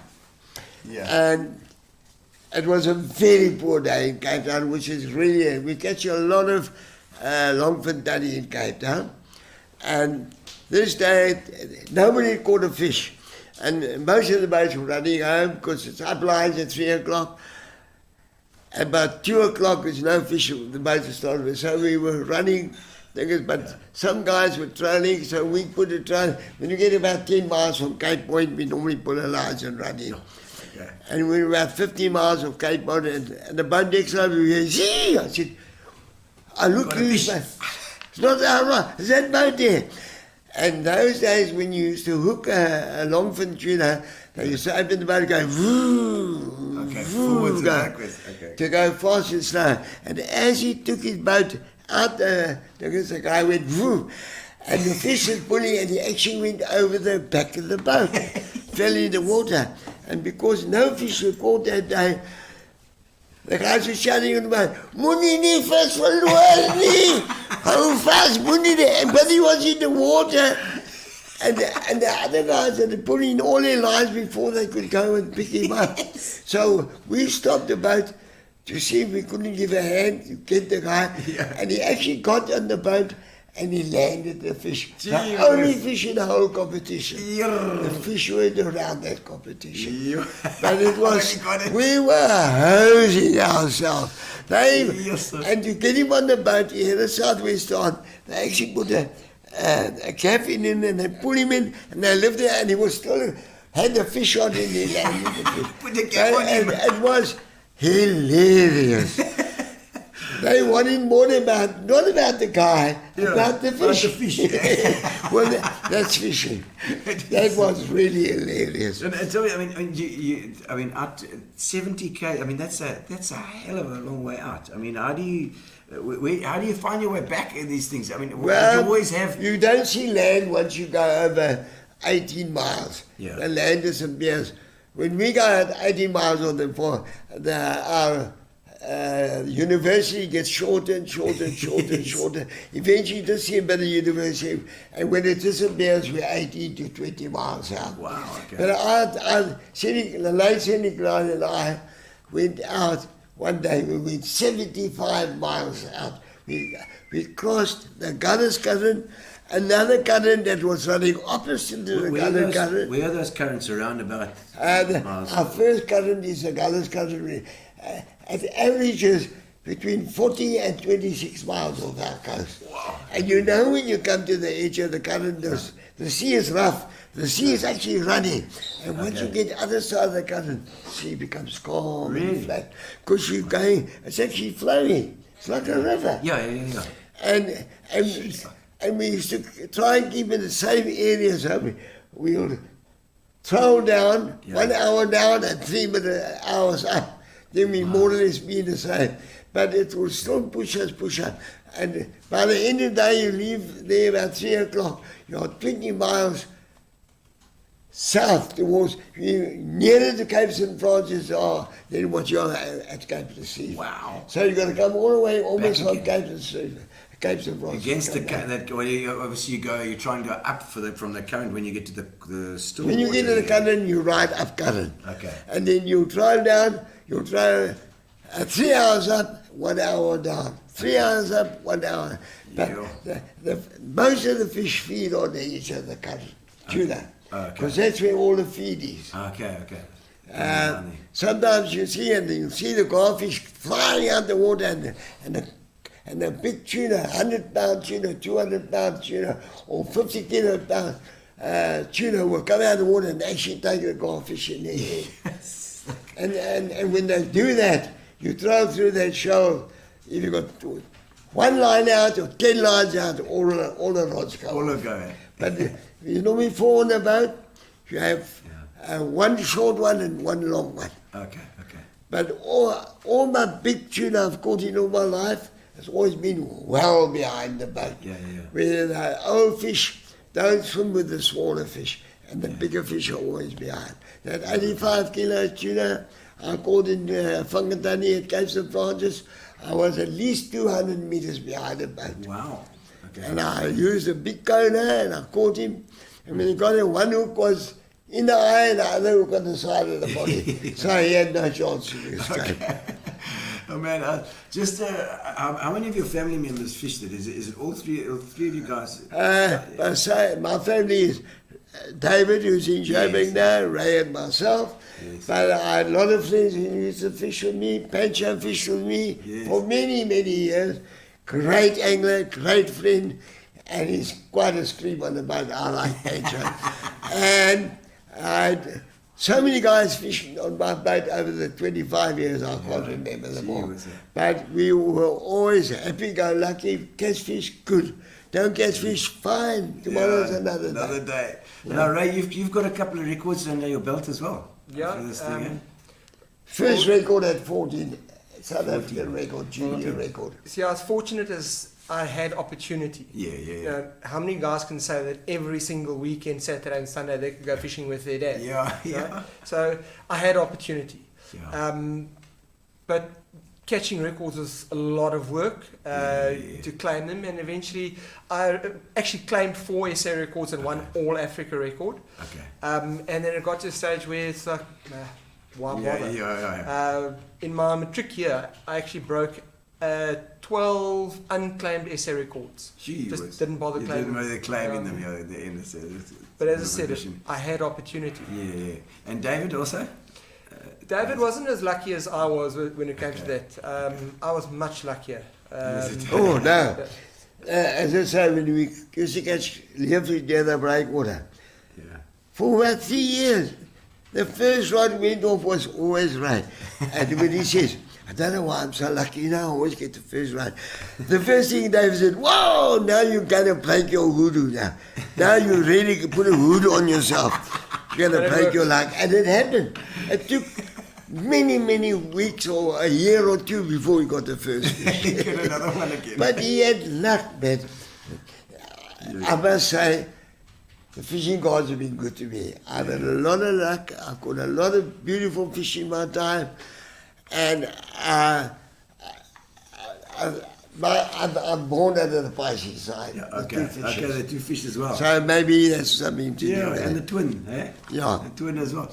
The worst weather you've ever encountered? Coming back from Bird Island, 7 hours in a easterly that was coming more over the boat, and we were going more through waves and going over them. 7 hours to do 32 sea miles. Wow. I mean, that must be a bit scary then. I mean, No, it's scary. Yeah. I'll tell you something. When you come to St. Croix, you get behind and leave the island, but the wind is screaming 14 knots. And I don't know if you've ever seen this harbour, bay, what it looks like in the sun. No, it's heavy. Yeah. Yo. It's heavy. And what And- looks this size here Yeah. is Yes. that Yeah, size yeah. there. No, it comes from you like that, and you got to go over the top, and as you go down, and then wave pushes you back, and then you go over the top, and you're making so slow headway, Yeah. Yeah. and then you eventually get behind St. Croix, and everybody takes a minute. But when you're going through the big seas, nobody's chatting, Yes, nobody's laughing, everybody's just checking around. What's coming? What's coming? I mean, it must be big. There must be big sea. That I mean, No big seas. Probably, you know, we That's the worst sea I've ever been in, other than in Cape Town. Yeah. So we've had some fun experiences on the boat, and we've had some scary experiences Yeah. on the boat. Hairy, man. I remember we went out fishing the one day to what we call the crayfish banks, which is south of Cape Recife. Okay. We used to fish in 110 meters of water. So we used to let out sometimes up to 300 meters of anchor rope out in order to anchor on there. So this particular day, you never really know how strong the current is until you've put hook down. Okay. Put the hook down, boat settled with quick speed, and we knew, hang on, this current is going. Running that day. And we 6 caught or fish, 7 knots. Came time to go home. We caught a fair amount of fish. We used to use what they call a buoy with a ring around the rope. What happens is you ride against the rope. That buoy is pushed back by the water, and that actually lifts the anchor up for you. It saves you having to pull by hand. Pull it up. You know, Okay. where you use 2 or 3 guys to pull. You know, 300 once it's on the meters. water, one guy pulls it in. It's Fishermen so much call easier. it 5. Yeah. So this particular day, the anchor got stuck, and it didn't want to come out. And I remember it on Sea Princess. We had 2 Yamaha 150s on the back. We got to a stage where my dad was flat out. And the buoy went down, and we weren't going anywhere. And Mike van Vuren was actually on the boat with us that day. And the sea was also big as well. And now the rope is attached to the front of the boat. Okay. So as you come up, that rope will want to pull the nose over. So you've got to be careful for that. Yes. So we released a little bit of pressure, pulled back a bit. Eventually the buoy came up. Second attempt, my dad says, pull it around where you used to have a cleat on the back of the boat, put it around there. So we're pulling from the back of the boat rather than the front of the boat. Yes, okay. You know, less chance of being pulled over. Yes, jeez. Second time it happened, went even further, harder, pulled back. The boat started pulling back. The motors are actually being pulled under the Under water. the water, doing like that. Water running on the deck. And by now, there's an extreme amount of worry, and people know this Keep is down a the serious water on the deck. situation. Yeah. So my dad said to Fires at the time, he said, Fires, grab a knife. If it doesn't come off this time, Cut. hold and cut. We're going to jump, but hold on. Don't go overboard. And we pulled it. And it was, we were, any moment we thought, okay, we're going to have to cut the throat. Because you can imagine if you flat out with 2 big 150s, and all of a sudden you release the pressure, that boat jumps, it flies. And we thought any moment now we're going to have to cut. The next thing, you felt the arse lift up, and the ankle line came loose. But it's probably one of the most scary We battled for times. almost an hour to get that anchor lift that day. It's it's something that makes you respect the sea even more. Yeah, because it's and obviously it's stuck with something under there. I was never scared of the sea, but I respected it. Yeah. You got to respect the sea. Was that you reckon that what's your most exciting fishing adventure that you've had? I had so many. I love fishing in Cape Town. Is it okay? For longfin tuna, won many competitions there. I actually made a name for myself in Cape Town because I won many competitions there. And we used to have a Masters tournament for many years. And I've never won a Masters. The closest I came was third. Yeah. I had 3 thirds and a fourth. And I had a big fish in Cape Town of 65 pound, tuna in the Masters on 6 kg. And I stood a strong chance to win it. Then I caught another fish, and I fought him 2 hours. And eventually got in the boat and the line passed. But in Cape Town, I've been through terrible seas in Cape Town. Yeah, okay. And then you get a skipper that, when you're a skipper long enough, you know exactly how to ride the sea. Yeah. And he kept on hitting the sea on a beam, and the water was coming over. Yeah. And that's a dangerous play. Rather ride in the sea, into the sea like that. Okay. In a big sea. That's Okay. takes longer. Along with the wave, but it can save your life. Yeah. Like that day he's talking about many a boat at Cape Recife, of the point, when they can't get the anchor loose, it actually turns the boat on the side and the boat doubles over. Really? It's happened to quite a few guys already. And then you come there, but the boat can't sink. Yeah. Because all boats are fun for it. Yes, yes. So the guys can sit on the top and you're going to now, then Wait. you put them on your boat, and now you're going to try and pull that boat over. Yeah. It's virtually impossible. Yeah. The water holds that boat up. Yes, yes. And Have you had to do that before? Have you had to capsize the boat? No, I've never capsized the boat, but I've been close. I've had unfortunate parts of swimming. Oh, really? You've been on the boat when I turned the boat on the side? Were you on the boat? I've At flipped Bird my boat. Island? No, that was another story altogether. I was unfortunate to flip a boat in the river mouth of Swartkops. Oh, yes, sir. That must be dangerous, that day. It can anything It go is, wrong. yeah. That particular day, Lost all your We- tackle, nearly lost your life. yeah, we went out. We were very fortunate in the sense of when we went out, the capsized buoy. You got a capsized buoy with all your flares and your safety equipment in an airtight bottle. So if you go down, obviously things stay dry. Okay. As the boat went over, the capsized bottle was in one of the hatches. Oh.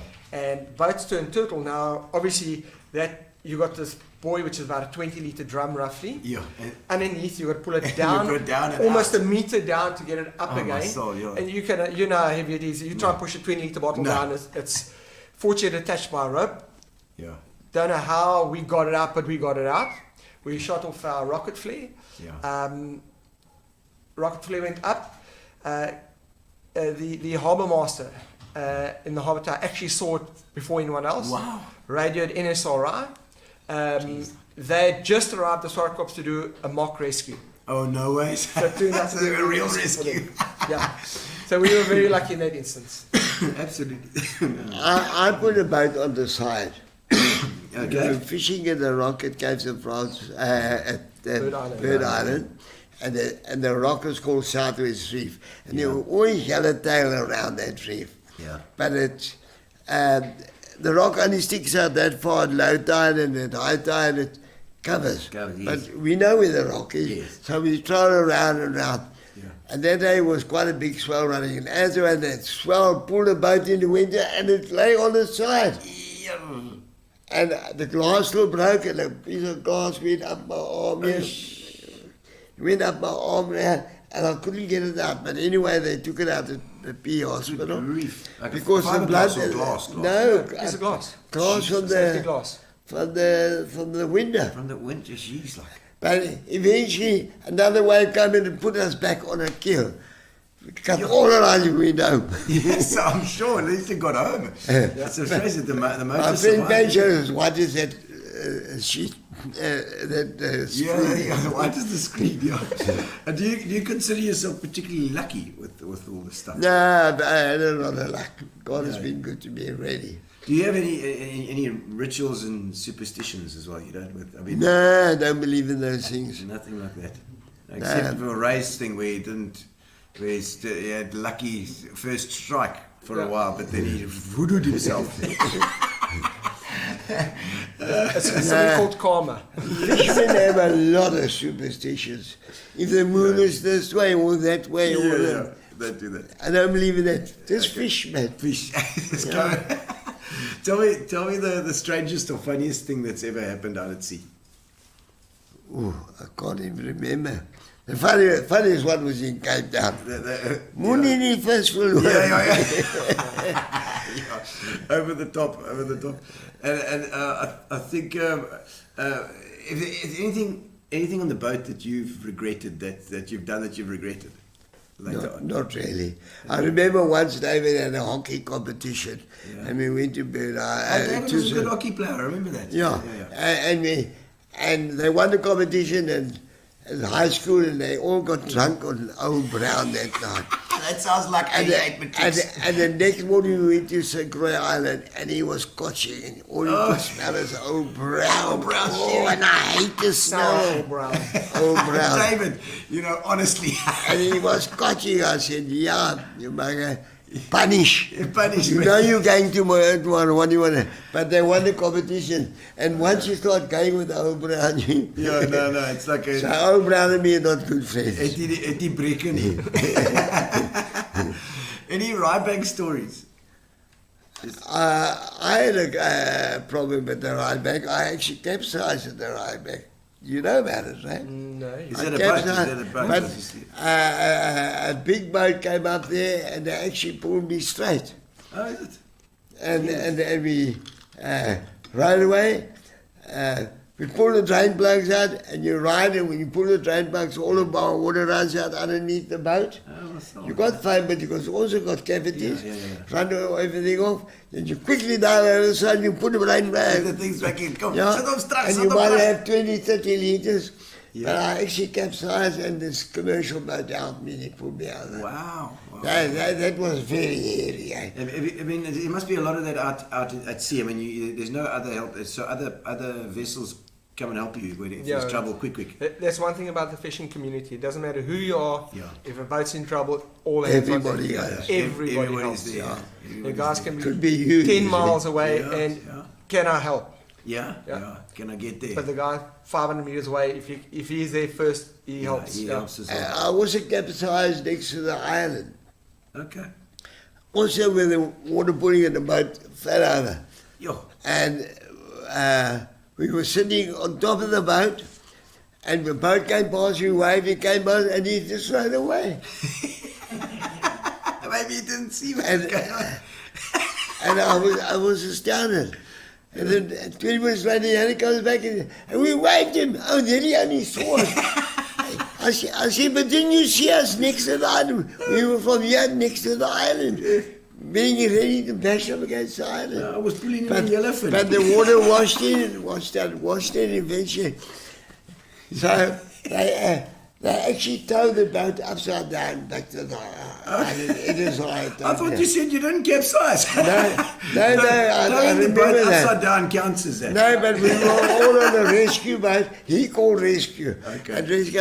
But they towed the boat upside down to the island. When they got up there, they put something at the bottom and they turned the boat around and drained the boat and they eventually got the boat. I was in the capside boat. It's not nice, eh? No, I'm sure.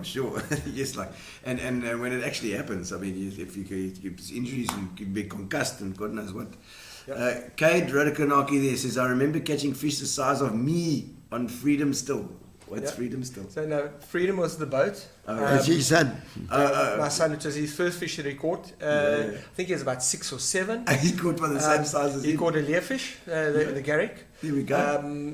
Following the family tradition. Yeah, no, he wasn't strong enough to hold the fish. So for the photograph, we had to hang the fish so he could stand next to it. Classic. I love it, man. I love it. Vanna Botha, Uncle George, you taught me to ride a ski boat. Only 2 speeds, flat out or dead stop. He says, I remember when we went to BL on Michaela B. Yeah, Bird Island. BI on Michaela B. There we go. David says it was the Nationals from Houghton Bay, the killer whale chasing the longfin at the gaff. The skipper thrust the boat forward and it would have landed just where you guys were. Yes, Yeah. that was Maderi. Yeah? We were finding the longfin, and next thing the killer wave came and he actually took this, and his head hit the back of the gunnel like a squam. He smashed the gunnel. Wow. The place where we put our rods, he smashed that. But The skipper saw it and he opened, but only half his head hit the gunner. If he hit the diggers, he would have put that whole boat. He was a massive digger. So the skipper actually saw it and pulled He away. could see him coming out, so he opened up there. But if he would have landed on top of that boat and probably pushed it. Okay. And we were 45 miles out to sea. Yo, holy moly, that is. And he still had the fish in his mouth. He's like. He had it close in his mouth. He came up and well, only half his head, and the tuna jumped out of his mouth. He must have got hurt because we never saw him again. Okay. But the back of the boat was damaged. Yo. That wasn't so lovely. 40 miles out to sea, and you go out there and they don't find you. Yeah, no, for sure. Jeez, Brian Wilkinson says, did George know Bert Thomas and Tommy Horn? Yes, Used to Bert take Thomas, photos yeah, of they sea both fishing. called the Ampere. Yeah, Ampere. Yep. Yeah. In the 50s and 60s. Yeah, there you we are, go. there- Yeah, there's there you boats are. called the Ampere, yeah. That's where I learned to fish deep sea. That's where I got the love for deep sea. Really? From the Ampere, yeah. Thomas, Bert and Tommy. Yeah. Bert Thomas and Tommy Horn. Here we go. George Rodocanachi, Brian- Brian Hart and Nick Tacoma. Nick the Cock. It was Nick the Cock and Brian Hart. Brian Hart came from Yeah. Durban, also passed away. Nick the Cock is still alive in Cape Town. Nick, if you can see me now, best we of go. luck. We fish at the Springbok Put team. ears on everybody to take gold. What is that? Put ears meaning to show everybody up. Oh, really? I put ears. Is that like give horns? That type of- Okay, well, Nick the Cock. You see Nick the Cock, Yes, don't you I- come out. I saw that. Jan Botha says, hello, George, long time no see. Jan Bodie. Jan Botha, yeah. Goodness. And Thijs Koen says, how's it, Uncle Georgie nearly lost you overboard at Van G and Tunny? Fangitani. Fangy Yeah. Tunny. Fangatani. That big fish that he caught. Yeah. They used a tied me with harness. a rope to a boat Yeah, because that fish was stronger. Is it? It took me 4 hours to land a boat. We hooked it 20 miles off the point. When we landed in, we could see straight to the harbour. Yes. That boat down is 21 miles. Huh? Yo. Unbelievable. That fish. There's a that picture boat. there. What is that picture there, Ray? Can you Yeah, see it? so that was a daggerhead which I caught as a junior at the time. Yeah. You can actually, as far as I know, the record still stands. Yeah. It Still was stands, I saw the other. 8.5 kgs. Kilos. Yeah. Jeez. And as a junior at the time, the SA record was 8.7. Yeah. Had been standing since the 70s. Wow. And I think this was 7.7. late 8.5. Yeah. Okay.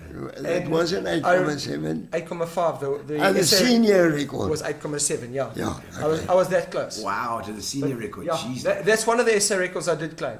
Okay. Now, okay. one of the things they do when they measure the fish, they measure the length of the fish Yeah. and they measure the girth. Okay. That gives them an understanding of how Yes. big and how fat it is. That fish's girth was actually more than its length. Is it The length was 600 millimeters Yeah. and the girth was 700. Jeez, like Because this. it's a fish like this, you see. They call them It's like wagon big for wheels. a pens. They call them wagon wheels because they're Of course, almost round. they like that. Amazing. There's George there with the leerfish. Yeah. World that- record.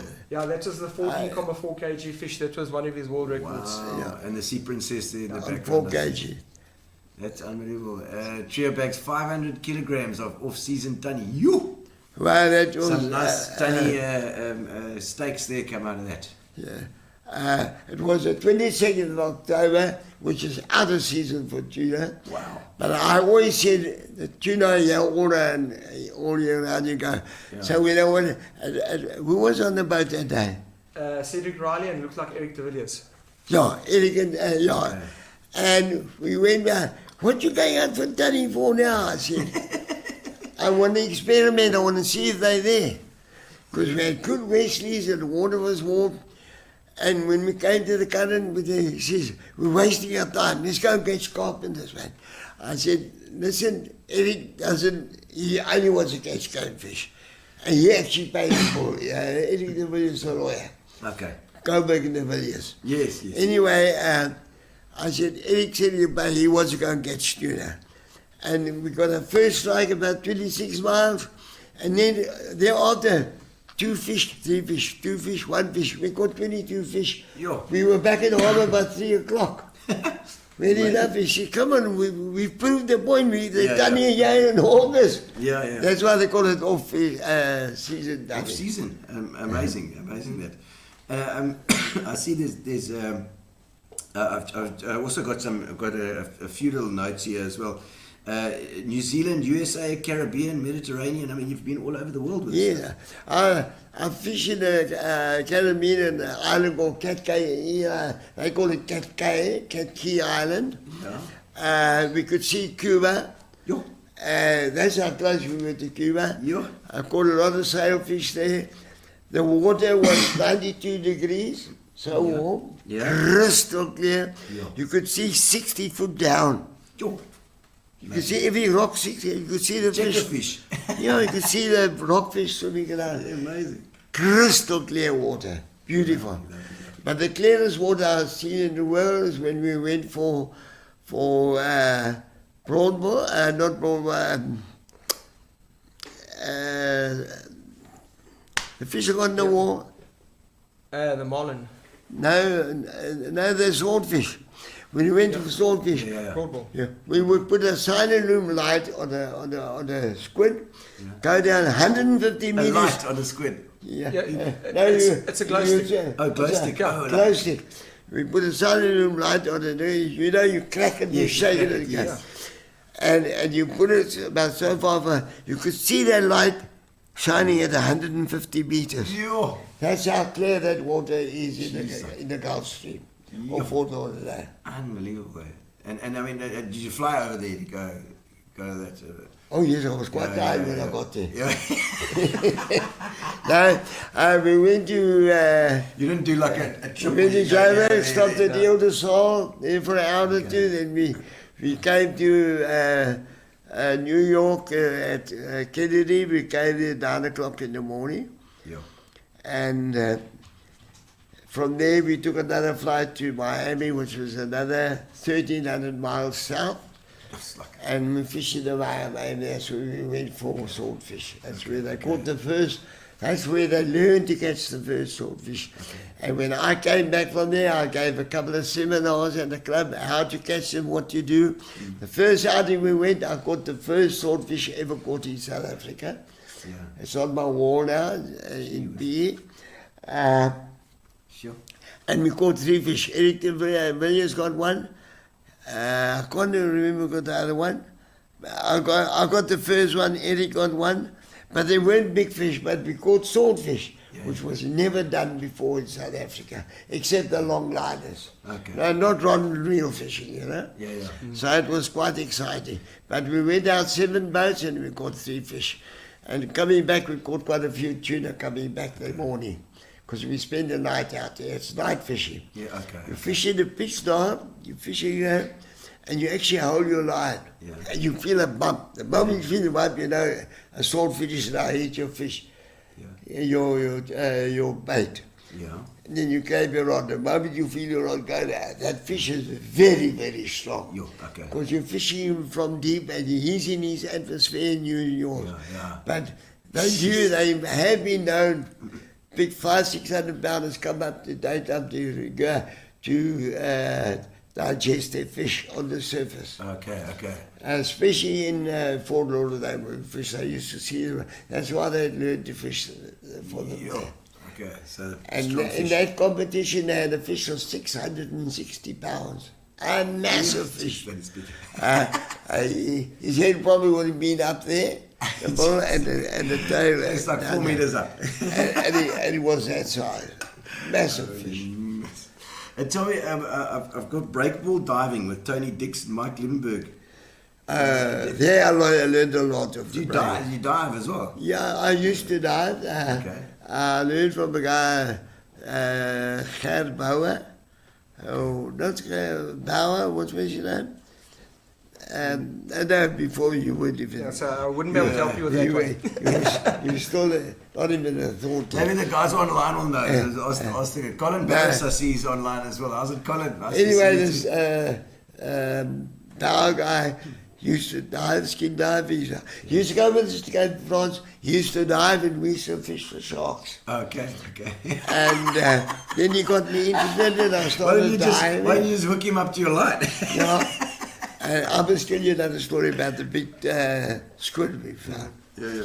Anyway, and that's where I learned to dive. Then we used to dive in breakwater. Yeah. You go 15 meters on the breakwater. It's always deep next to the water and it comes out there 20 meters out. You've got a big sandbank. Okay. The first time in my life I've seen so many fish. Yeah, on the sandbank there. White steelers, like a white swan. Yes, sir. 200 fish. And they all fish like that. Jeez, like So then, and you come up, you go there, and I wanted to shoot a white steamer, and I shot and I missed and hit a muscle cracker. Anyway, as you go, they're gone. It's just gone. Disappear. But by that time, the spears already hit the fish. Yes. Gee whiz. But and then I saw the same at Cape St. Francis. But I will tell you about, was it you or David? Daddy has a big octopus in the water. No, that was David. Okay? He was a youngster. Yeah. 2-3 years. Daddy has a big octopus in the water. I went to there was a squid that weighed 28 pounds. Yes. It was that high and that thick. A Yes. squid. They catch him in some parts of the world that big. Yo. So we brought him back to the ocean here. That flesh was that thick. Yo. When I cut him open to see what he was eating. You meaning to calamari steak, eh? Yeah. Was that big stacks? Can I make it's like a Texan calamari Anyway, stack? they gave me some Tomahawk. but it was so tough. I didn't know how to cook it, but I know how to. I can make you a calamari pickle that when you chew it, it's softer than bread. Is it? Yeah. But it's a seed. You've got to put it in a pressure cooker. When it starts going, Yeah. for 10 minutes you take him out. When you pick him up, he falls apart. So Okay. The pressure cooker, that's a proper 70s, 80s. if you ever come to my house, I'll give you some pickled Pickled calamari. calamari, is that the way? Beautiful. Is it lekker? I still got some. Lekker. And I got Oh some. man. Okay, I think it's probably nearly time for getting to know you. I don't know if Gary's got any more questions here. We've got Trevor Valletia's in the background too. I see Colin Barris, maybe a couple of comments. Colin Barris is here as well, and his son is also fishing now as well, I see. Yeah. Well, Nathan, he's also a very good friend of mine. yes. He bought quite a few reels in America, American reels for me. Oh, lovely, man. Imported them for me. Lovely. How's it, Colin? He's done my solar panels here as well. Ah. Shireen Claassen says, "How's it? Uncle George taught me to fish. The only spot was left was between the motors, and I must say I caught a nice sized fish." He says, she only had a little space between the motors that she could stay there, but she still caught a lekker I fish. can't remember. Shireen. Oh, Shireen. oh, she was class. And then, Yes, okay. Claassen, yes.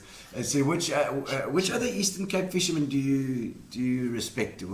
I mean, maybe if you had mentors. Oh, they were very good fishermen in the Eastern Cape, eh? Yeah. I'm too old to remember now. I'm being really honest. Yeah. If I go back in photographs, I'll say, well, that is so-and-so, that's Cedric Riley, that is the Alf Cadle. Was there like a mentor or somebody that taught you?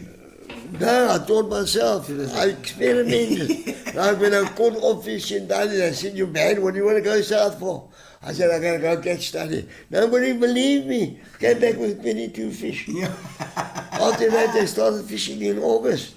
We used to wait for April, May, which is more tuna time than any other time. That's why they have the tuna classic in May. But I made statement many times. They've cancelled it again. Yeah. The best time for the tuna classic. Listen, guys, you're listening. First week in June. First week in Best June. time. Is Good it- weather, lots of fish. Oh, lekker. Small currents. Listen to me. I know I'm right. Lots of fish, small currents, good weather. Yeah. Who lies the most about their fish? Trevor. I wouldn't like to mention his name, but You know. we call him plate face. They're always looking for a plate. And it's a lot of guys will know who I'm talking about, but I can't mention his name. Did Fires van Vieren have a nickname or a reason that he was too scared to come on the show himself here tonight? Is that No, I don't. No,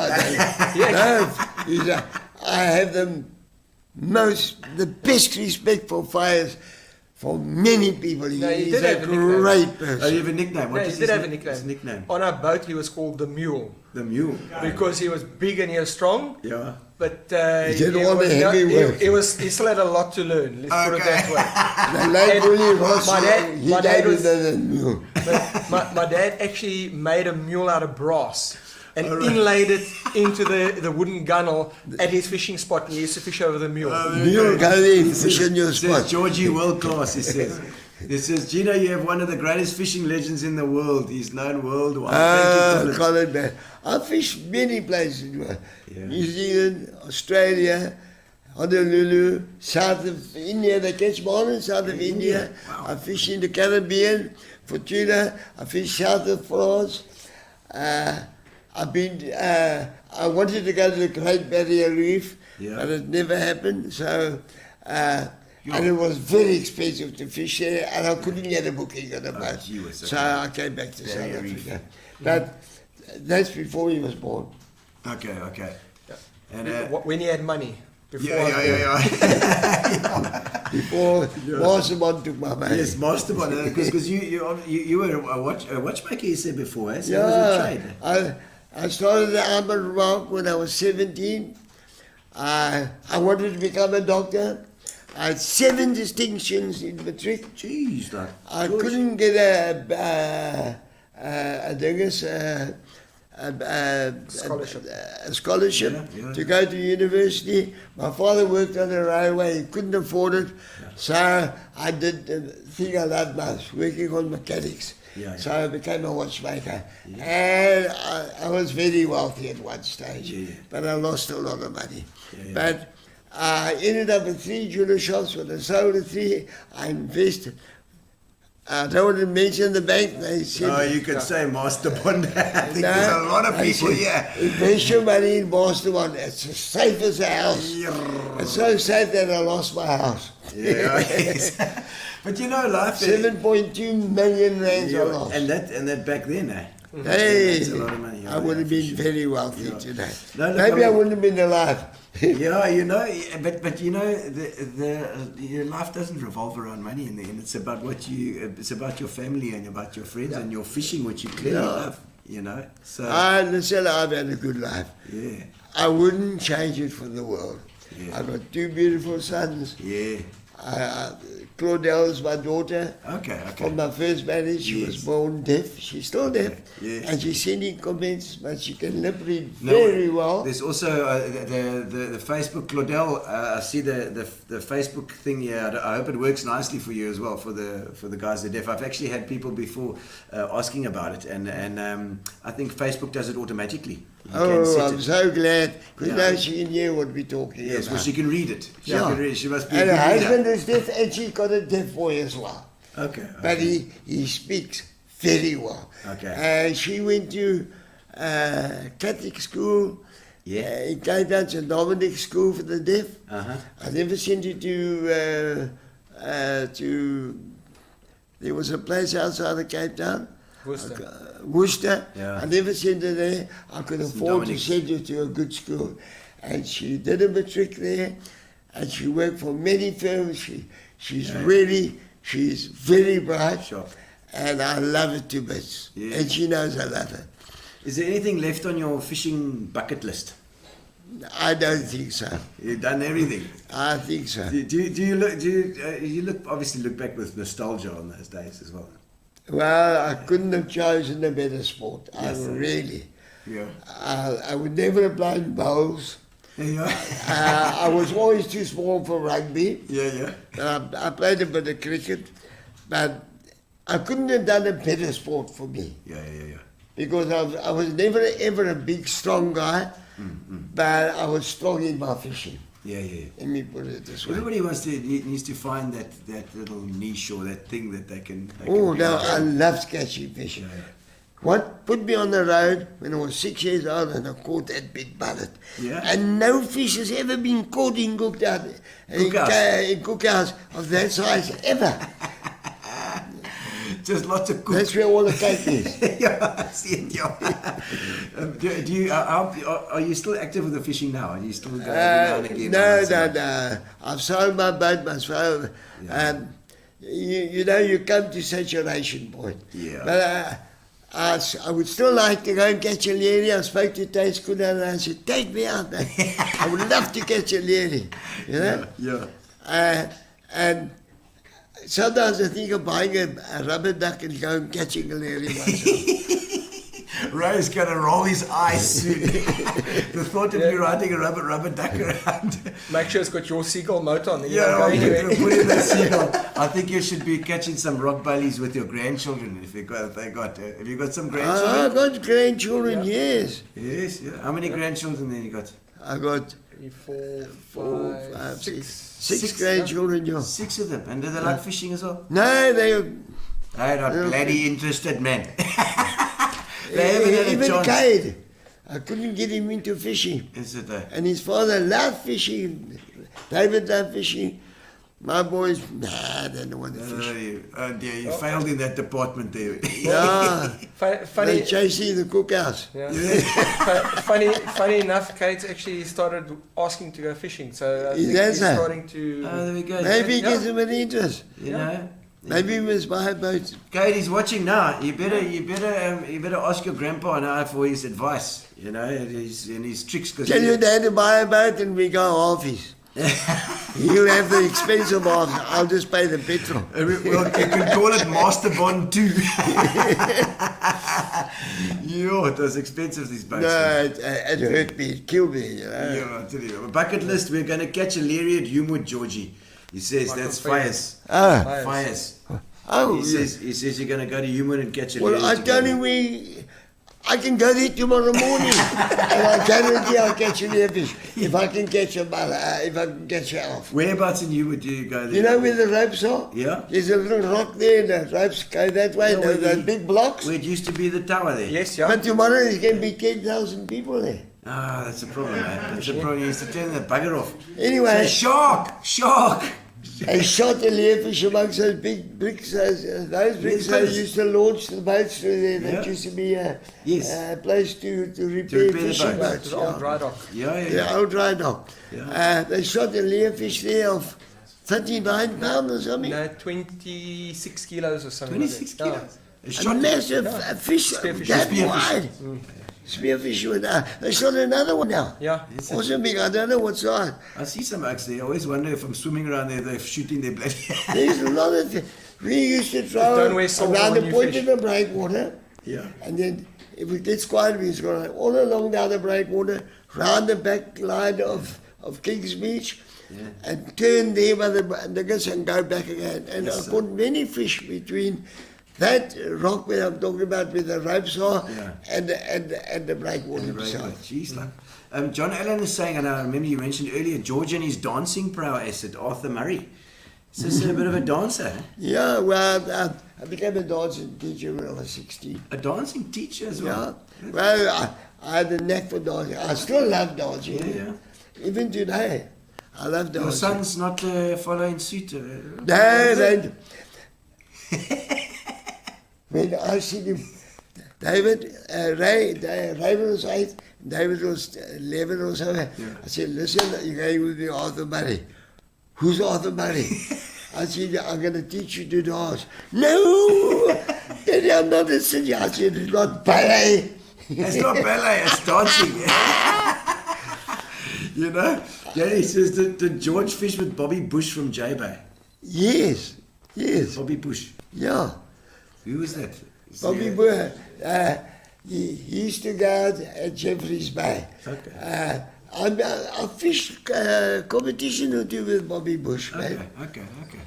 And there'll be a lot of guys that know me now. If they come on, I can tell you. Yes, Jean-Claude. That's That's one of my Dad's grandson. The grandson says, Legend Opa and Uncle Ray. Lekker to see you guys. God wait to see you guys again. It's good to get to know you. Thank you, Gino, for the live stream. It's a pleasure. And I see this. Yeah, he's put on another one there as well, and Claudette as well, also there too, saying how's it too.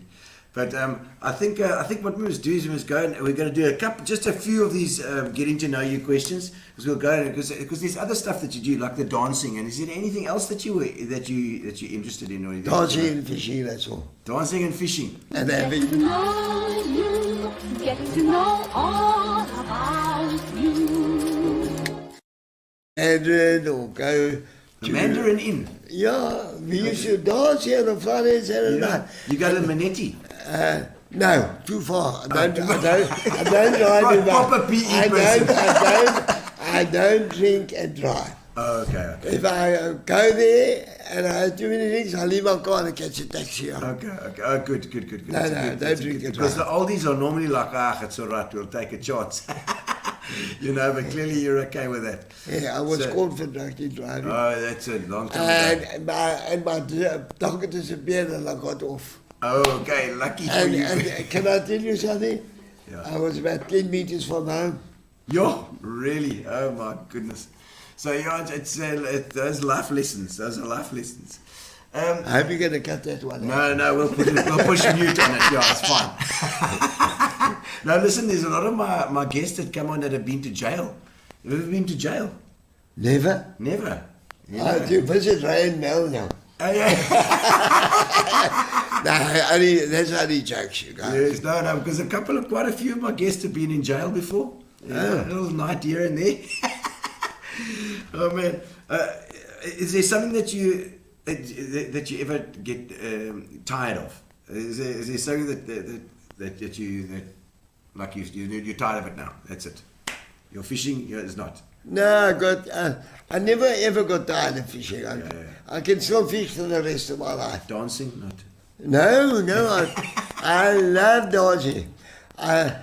We used to go out and I could dance with 20 different women. But funny enough, Indrina, his mother, Yes. she danced with me, but she had 2 left feet. Now I've been with a woman for 15 years. Yeah. She doesn't like dancing, but I can dance with whoever I like. Okay, that's all right. No That's jealousy, nothing. Oh, because good. I don't dance fast, I dance away. Oh, lekker. And I can Oh, swing good, him. yes, I taught many a youngster when I was young to dance. To dance as well. Okay, so dancing is a And lekker when I thing. wanted to take him, they thought they're going to ballet. Yeah. What's the most uncomfortable place you've ever slept? Cape St. Francis. Is it those rocks there? No, yeah, on the rocks. When you went out, I forgot my blanket at home. I thought I'm going to die of cold at night. I was freezing.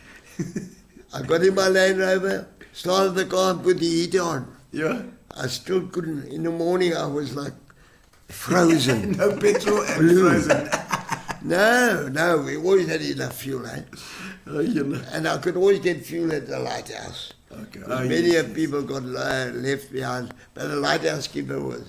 Okay. That was a good idea. Something Gordon, I can't remember. Oh man, is that the shark hut? No, the shark was mine. Oh, is that yours? Yeah. Jan Boyte says, what about the shark hut? Yeah, I built a shark hut. Okay, was that an On uncomfortable the place rocks, to sleep? on the rocks. Today there's a big house in front of it. Oh, is it? It's still there? Yeah. Oh, look at it. No, not the hut. Yeah. They broke it down. Oh, okay, all right. That was the... And I got into trouble for cutting a road through Cape St. Francis Lighthouse to get behind the rocks. And then the Cape St. Francis Housing Committee wanted to send me to jail Oh, you're lucky. for illegally cutting a road. my word. But it wasn't long. That put Cape St. Francis on the map. Yeah. Hey? Yeah. When I caught a big shark at Cape St. Francis Far Point. Yeah. And Leighton Hewitt could see the potential. Yeah. But the guys at the lighthouse side were very upset because I was getting houses for sale at Leighton Hewitt's place and not at their place. Oh, I see. Oh, no. And how do you relax? How do you decompress?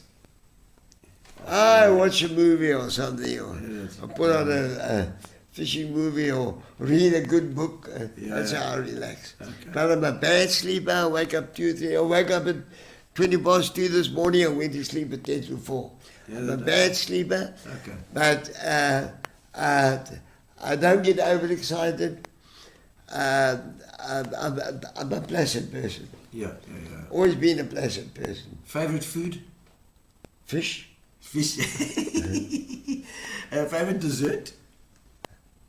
Ice cream. You like ice cream? The best food in the world is ice cream. Is that Why there 20 billion people eating ice cream right now? Yeah. You're right. You can't. What brings you at the moment? So what brings the most joy to your life, other than your family, obviously?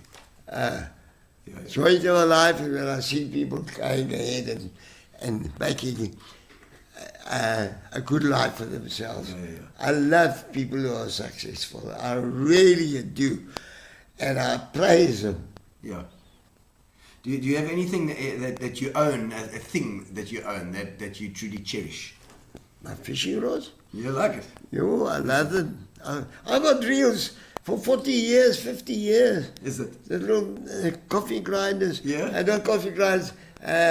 Record reels. The old fisher will remember our record reels. You wind the line up and down. Yeah. 2 handles. That's what I caught my 8.5 kilo fish on a record reel. Is it? No drag. Yeah. A drag which you can't really stop anything, but it was good enough for 7 ounces. Yes.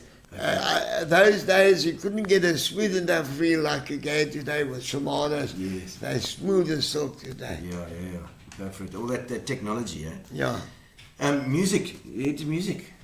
You like dancing, so. No. What's your favourite stuff? Anything with a beat. Is it? That I can dance with. But then what was your first record that you bought when you were younger? Can you remember? Oh, God, I never bought records. Didn't you buy Elvis or I something? used to steal I it. thought- No, I'm joking. No, I used to. I was never an Elvis fan. I loved the Beatles. I loved their music. Today, when I hear Elvis, when I hear the Beatles, the best music in the world, man. So you're a rebel. I've always been a Beatle fan. Elvis never really interested me. Yeah. And the best of advice that you've ever received? Teach your children to fish and keep them out the street. Did it work, right? Damn right. No, keeps them out the street. And It also bankrupted me, but yeah. Yeah, sure. What could the young fishermen of today learn from you from those of you with experience? well, if anybody wants to know how to tie a knot in nylon, I would show them knots they've never seen in their life. Really? So you're quite a knot specialist as well, I remember? No, I won a competition in America with knot tying. I mean, you're talking about one with a 30 times. What's it called? Yeah, you turn around your finger. It's called a bimini twist. It's a twine like that. Yeah. But when the fish takes, it stretches like a spring. I check But it. yeah, I didn't bring one down. I could show them on the Show them what it screen. does. What's it called? A bimini twist. A bimini The twist. first one they ever did was on Bimini Island, off KK Island. Yes. You could see Bimini Island, you could see Cuba. I said to the guy, can't we go dancing there? He said, yeah, but the girls have been in the sun a long time. I said to the guy in the back, come on, let's go there. We're going to have a couple of drinks. The Cubans Maybe I know how to can. do their stuff. The and Cubans can dance, and man. beautiful buildings in Cuba They can as do well. the best tangos in the world comes from Cuba. Yeah, for sure. And they're beautiful Art Deco. I would love stuff to there. go to Cuba, but we never had a visa. Okay. And although we were only 19 miles Yeah. by boat from Cuba. Okay, gee, it was close. Oh, I would love to have gone there. I wish I applied for a visa. Yeah. We could have gone there, but not one of us had a visa. Well, I think it's time to wrap it up, George. And thank you so much for coming on the show. Well, it's a joy of my life fishing. I can talk about it all night. It's been, and Ray, thank you for bringing your dad and chirping in here and there. It's been fantastic. And I must thank all you guys who gave me wonderful comments. I love you all. May God bless all of you. Here we go. What we're going to do is now we're going to give away the prize. I don't know if there's a couple more. Do you want to do some comments? Okay, we'll do the prize quickly. We're going to see who's going to win the competition. So you're going to win the Fitch and Leeds competition. We've got the thing goes around and around and around until we see who's going to win. Claudette, Alan Carter, Shireen. Shireen is the winner. Yep. There we go. She stays in the same street as you. Excellent. Well done, Shireen. Well done, Shireen. And there's a couple more comments as we go out. Thank you to our sponsors, Fitch and Leeds and Spar. They get a Spar, as well as Amobia and Fat Cats. Philippa says in our family, my mom, my aunt and granny were fisherwomen. They taught me everything I know about fishing. That's my wife. That's an old Kenton and Kenton. Lucille Tessner saying, how's it? Kate saying, great stories. Thanks, Kate. Well, you're going to start fishing now, Kate.